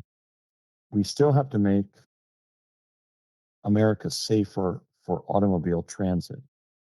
We lose and have serious injuries every year in America from automotive transport, as we had during the entire 13 years of the Vietnam conflict. That is something nobody ever talks about. Our campuses um, raised in a hellacious anti-Vietnam protest movement, but that same generation of baby boomers, who are now our seniors, have never tackled the fact, except for the great Ralph Nader, that automobile transport is basically, as Nader said, unsafe at any speed.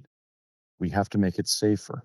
One way we could make it safer is through teleporting goods and letting human beings travel on automobiles and not be challenged by 18 and 22 wheelers crushing into them and falling over on them and killing them, pushing them off the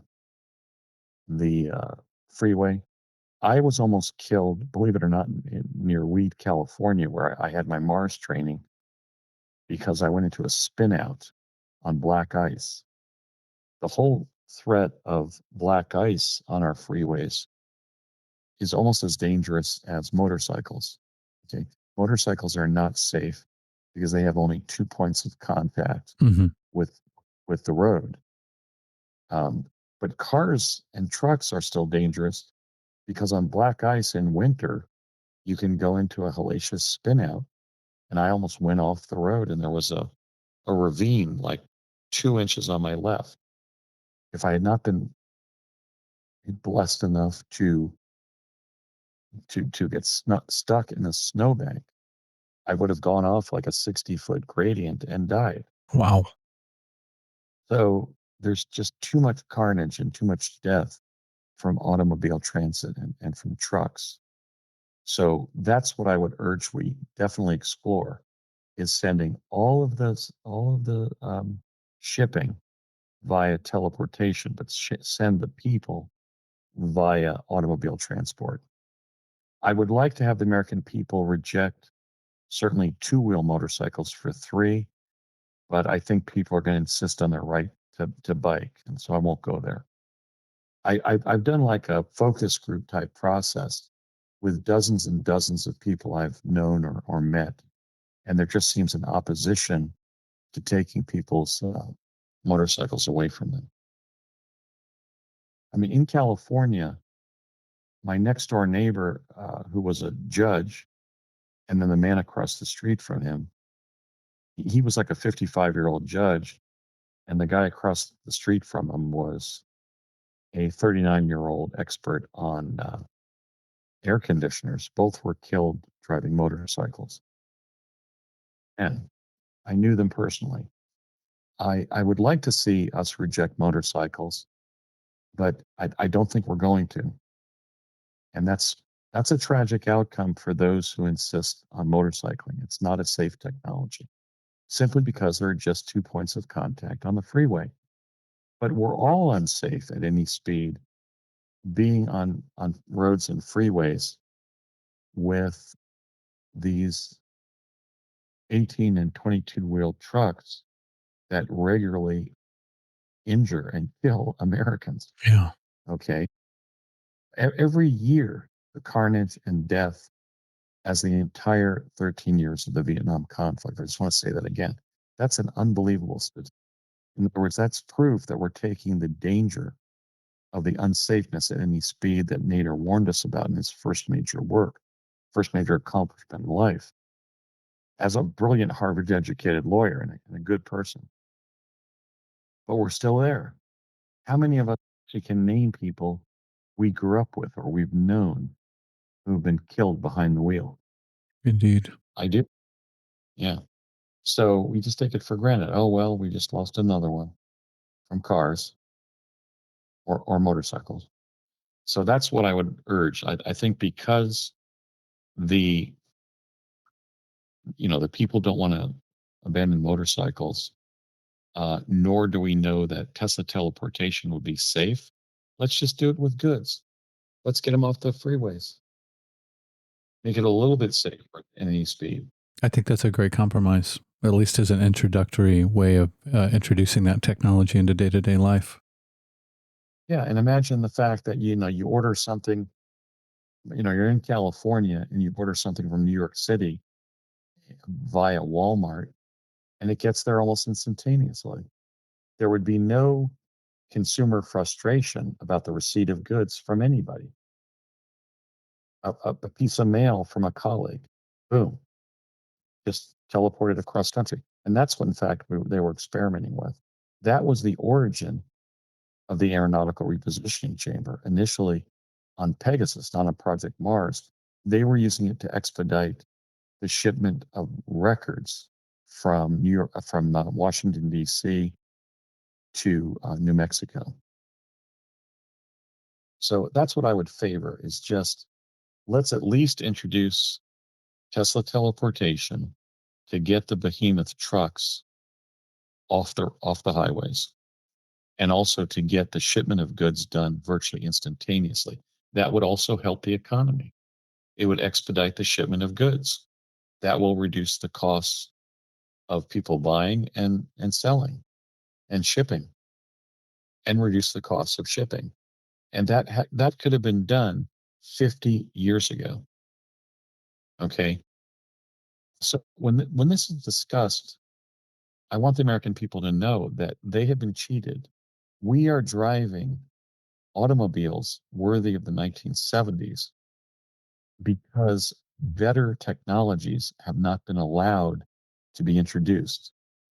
And Tesla teleportation was reduced to practice by 1970. It's what? It's 2024. What's that? 54 years? Mm-hmm. Why is that? I mean, that's probably also gone on in medicine. Oh, yeah. I mentioned You mentioned the what? I mentioned the hemofilter, the fact that Congress mandated an artificial kidney for kidney patients when I was 2.5 years old in 1964. I'm now a 62-year-old on dialysis. Never should have been allowed to happen. In other words, they've kept back valuable technologies. Even using Tesla teleportation just to ship goods would have prevented all those grievous accidents and injuries on our nation's highway by some 18 or 22 wheeler smacking somebody off the highway or crushing them or colliding with them. It hasn't been necessary. We could all have been driving for the last 50 years on highways and freeways that only other cars and small trucks like vans have been on. Not huge trucks that can cost our life. I was behind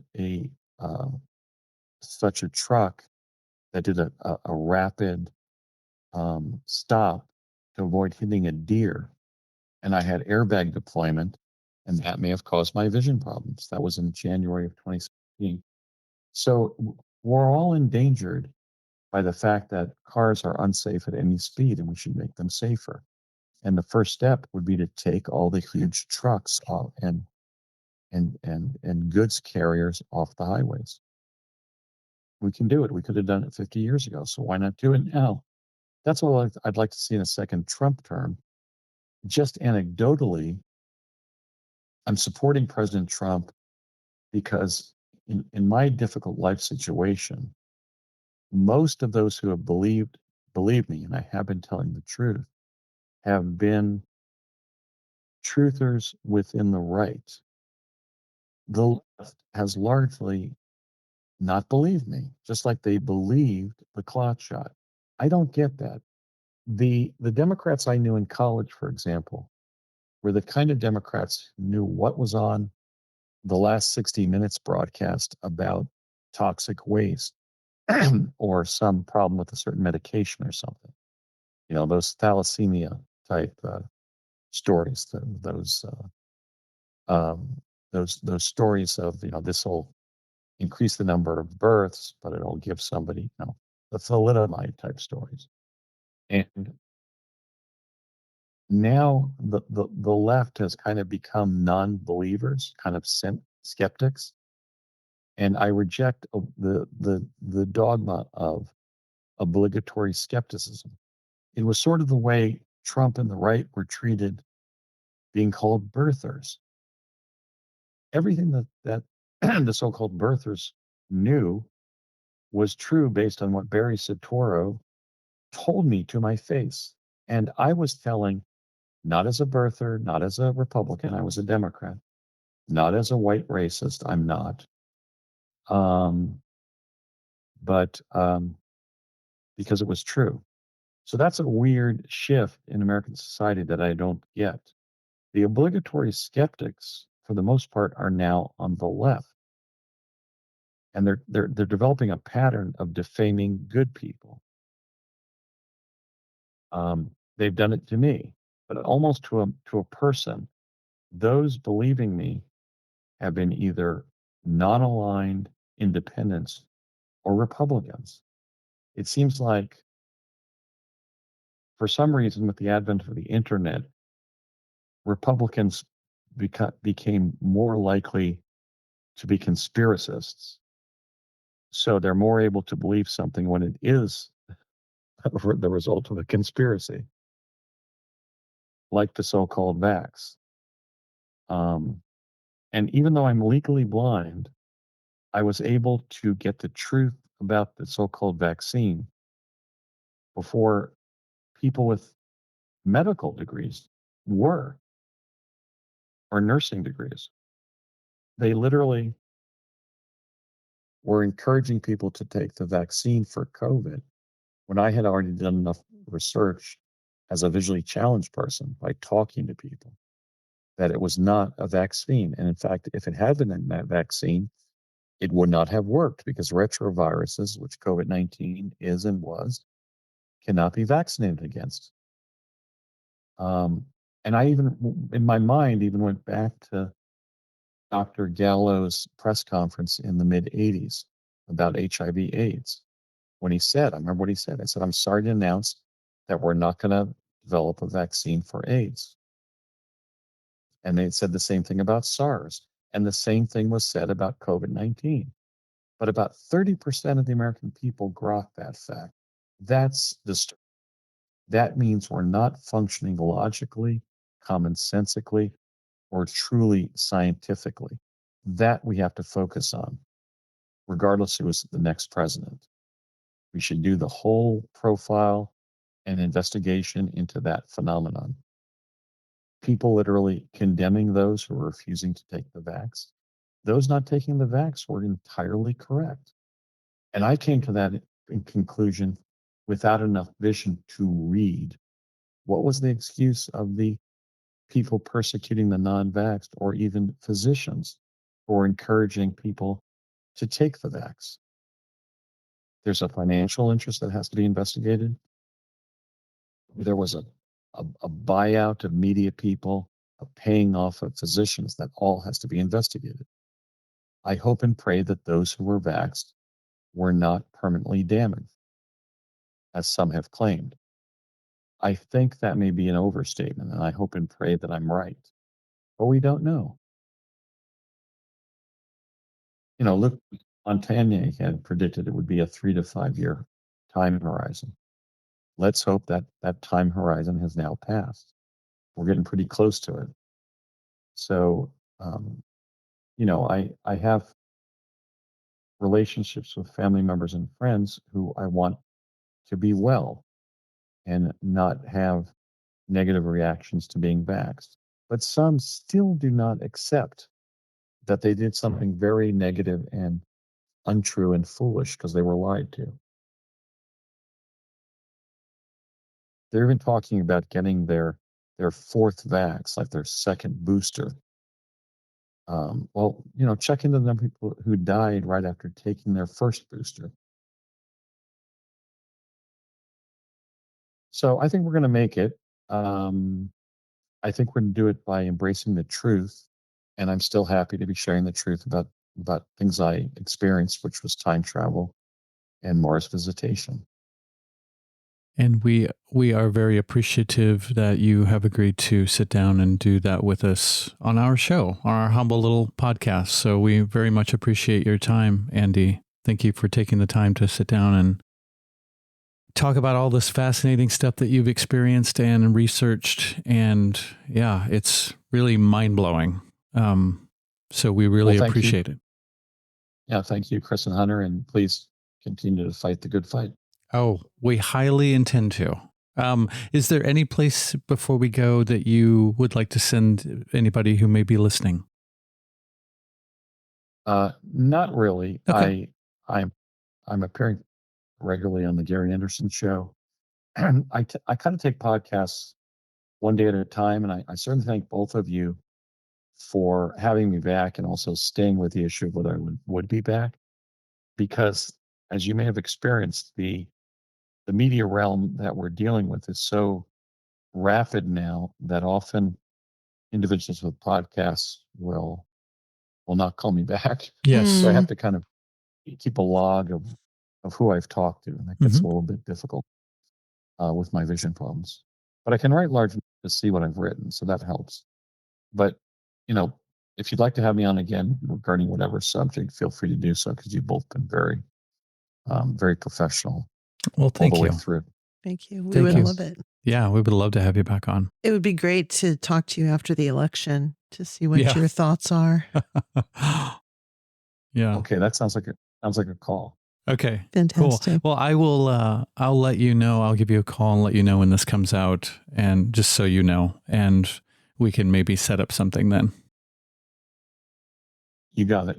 All right, Andy. Talk to you soon. All right. Thank you so much. Okay. Have a great rest of your day. You as well. All right. Thank you. Farewell. Bye. Well, Mr. Andy Basiago came through again. Amazing stuff. The guy has been through things that are so outlandishly surreal to listen to that it's hard for my rational, reasonable mind to grok it. My God, fucking insane stuff that Andy's been through and seen. Taken at his word, he has been in many historical events. He has been in different time periods. He's been in different timelines in different time periods.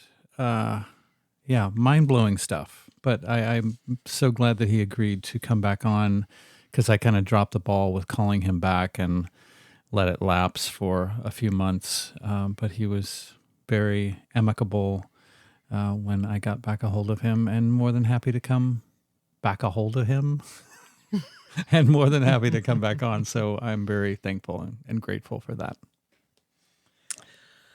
I am so curious about the resurrection and the crucifixion and his take on that. Mm-hmm. And now this episode will be coming out after our Dr. Hillman episode has come out. I would be so curious to hear what he thinks about that research and those translations. It is very hard to wrap your mind around his subject matter. And I listen with intent and with an open heart and an open mind. And I think that it's extremely challenging, because it's easy to to take the brainwashing that we have and the propaganda that we have all been subjected to and assume that there are lines that have been colored within that we can call reality. And I think that there's a version of reality, and then there's other subjective versions of reality that are coming to light. And it's coming from more than one source. So that, for me, that definitely gives it credibility. Yeah, and he's pretty much stuck to his story for decades. And he seems, just as a person and the way that they carry themselves and go about telling about these outlandishly crazy things, it seems very supremely level-headed about it all and very matter-of-fact. So I don't get a vibe off of him like he's certainly trying to fill in any gaps or embellish anything, or just completely making it up out of the blue. But yeah, I mean, there's just so many different ways that you can take hearing experiences like this when you're basically just taking it for somebody's word. You're taking it at face value. And I'm a very trusting person. I'm also a very skeptical person. So I tend to be very open-minded from the start. And then if things start data that I start collecting on many different levels kind of leads me in a different direction, then, I'll question that. Why am I looking at it this way? And maybe try and hone the way that I'm trying to comprehend whatever it is that is short-circuiting my brain and my reason. But I think, yeah, I want to believe at least that people believe themselves what they're saying. Now that leads it to, was it an objective series of experiences that he had, or was it some sort of mind control program that is on a different level, so as to instill somebody with the impression that they went through those experiences? But he doesn't come off as a deluded person to me.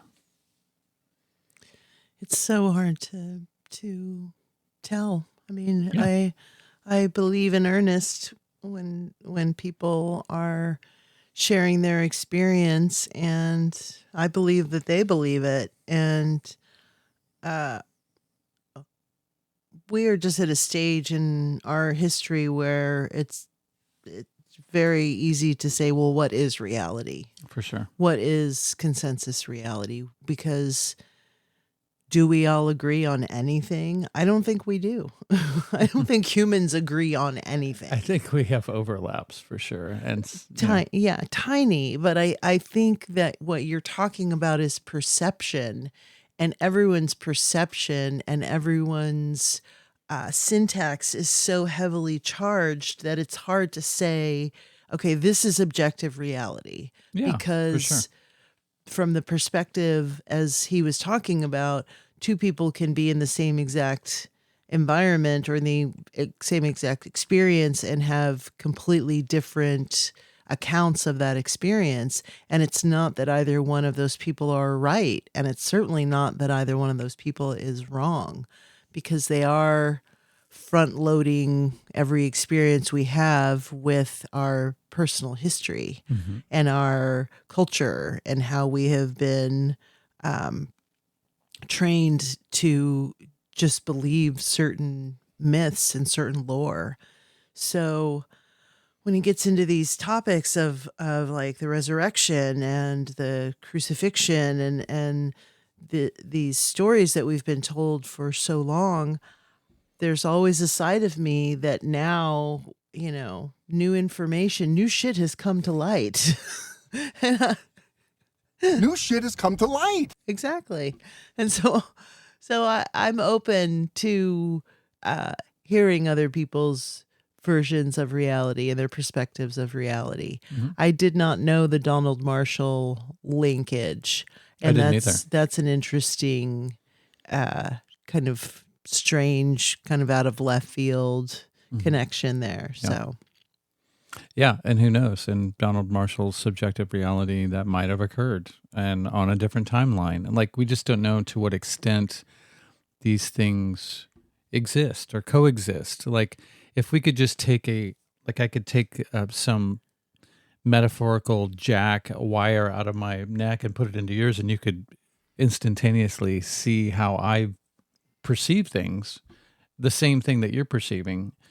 uh, it might be shocking to realize how different it actually is. I mean, Sure. words can only take us so far, and not only words, but the ability to wield words to describe something so subjective. Because we always, when I say red, I have a picture of red that comes up in my mind. It might not be the same red that comes up in your mind. It may not be a picture that comes in my mind. For sure, it might be a smell, it might be a Sensation.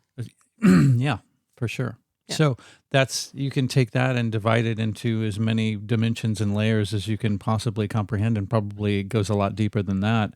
And we might be simultaneously living in very different perceptions of what may or may not be an objective reality, outside reality.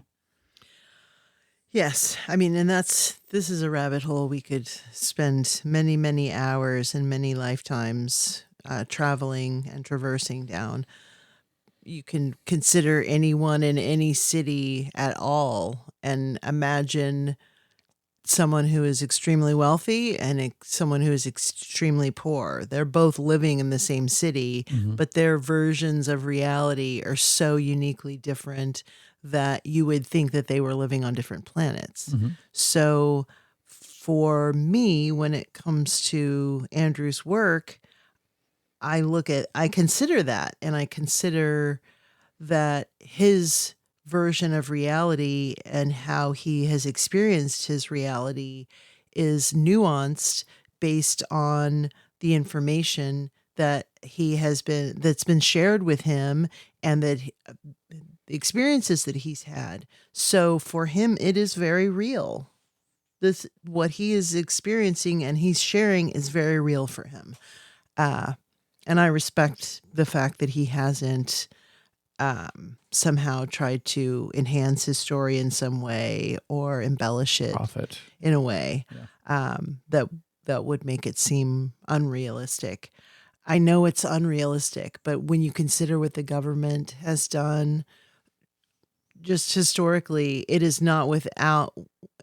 within the realm of possibility that these technologies exist, that they have been used, and that what these agencies are relying on is people's disbelief and just sure. cognitive dissonance and just thinking no one's gonna fucking believe this shit. So we can set you out into the world after we've done all of these experiments on you, and people just think you're mad. Indeed. The thing is that everything that he's describing, I don't theoretically doubt that it could possibly happen. I don't. I think that time travel seems to be totally a feasible concept, and it may very well have already be something that is uh, a sophisticated study of science that we're just not privy to, because there's lots of reasons that everybody shouldn't have access to that information, or might not be a good idea for for them to have access to that information. Pardon me. So everything that he's describing,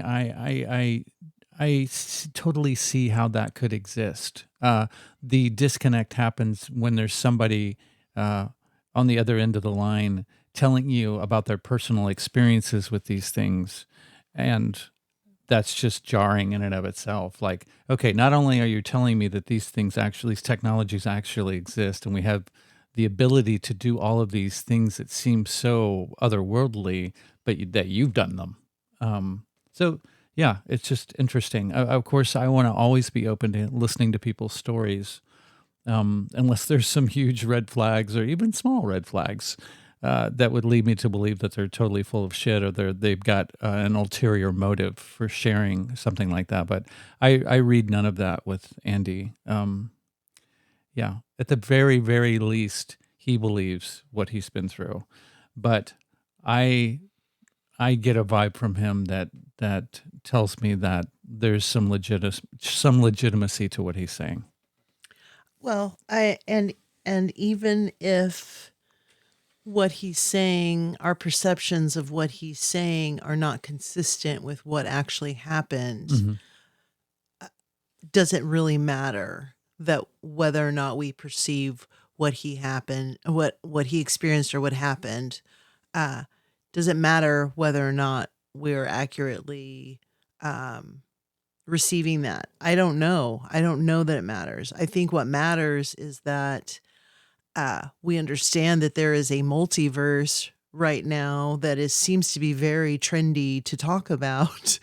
uh, and on if you consider that, then there is one version of reality that is totally chaotic, where this technology and this information is completely available and accessible. And there are agents of chaos that are traveling through different dimensions and different timelines. And that could be what's going on right now, is that there's all of this convolution that's happening. Like maybe we were all in one clear version of reality and that got splintered off Mm. Yeah. with the internet. Hmm. Like, who knows when this actually happened.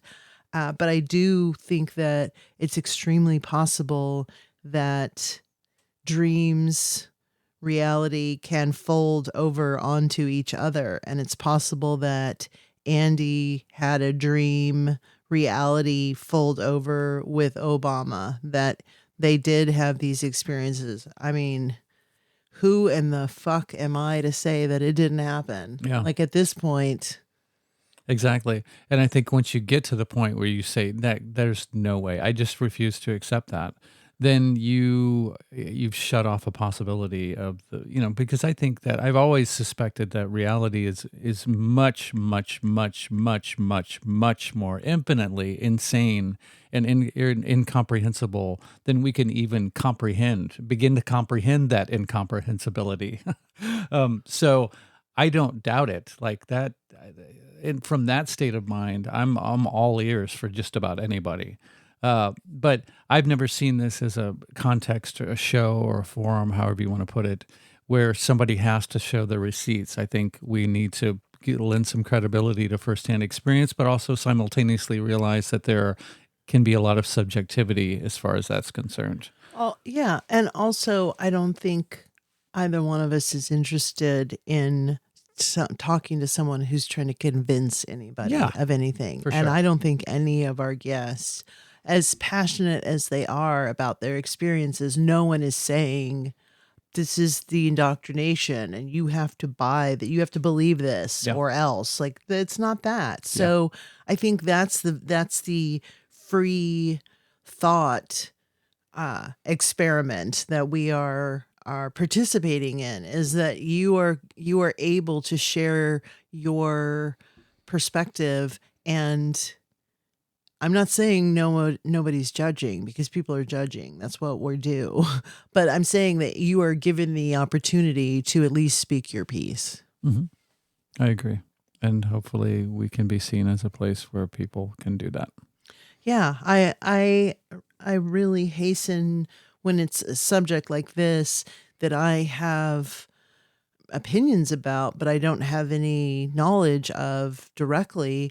I really hasten to conject or give my opinion, because that's not my job in this context. My job is to listen to what he's saying, not Mhm. to inject, well, prove that, like, who gives a fuck what I think? Like, Yeah. really, it's really about someone being able to clearly state what their experience is in a cogent manner. And Andrew is great at doing that. And Hmm. so I know it seems tangential, like we get on these tangents sometimes, but I think it's important. I think he's saying things that come to him that are meaningful to him, so Yeah, God bless him.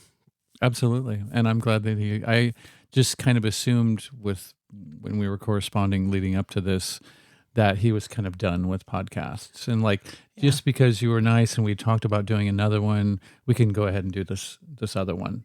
But so I was glad at the end when he said, and I'd be willing to do it again. So That's fantastic. I am honored that he wants to continue having these conversations, and I've got many more questions where all of that came from. So Yeah, and who knows what what the future holds for any of us in the next 6 months.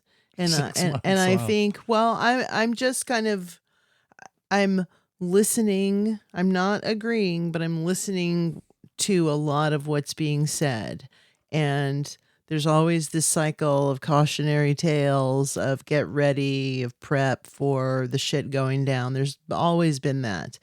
Um, but I think that there is definitely a ramping up of whatever fervence is has begun within this summer specifically. I think that that is ramping up. So what my intention is just to really try to keep a peaceful heart and mind and not really get wrapped up into other people's hysteria, and just trust but verify. To quote old Ronnie. Mommy, where's Bonzo? Oh God. Okay. On that note. Thank you all so much for listening. Hopefully you were as mind blown as we were, or at least fascinated. If you would like to contact us about guest suggestions or anything basically remotely having to do with the melt or the kinds of stuff that we talk about, feel free to email us at themeltpodcast@protonmail.com or hunter-muse@protonmail.com. lots of fantastic stuff continuing to come your way. And yes, much love to you all. Live long and prosper. Yeah.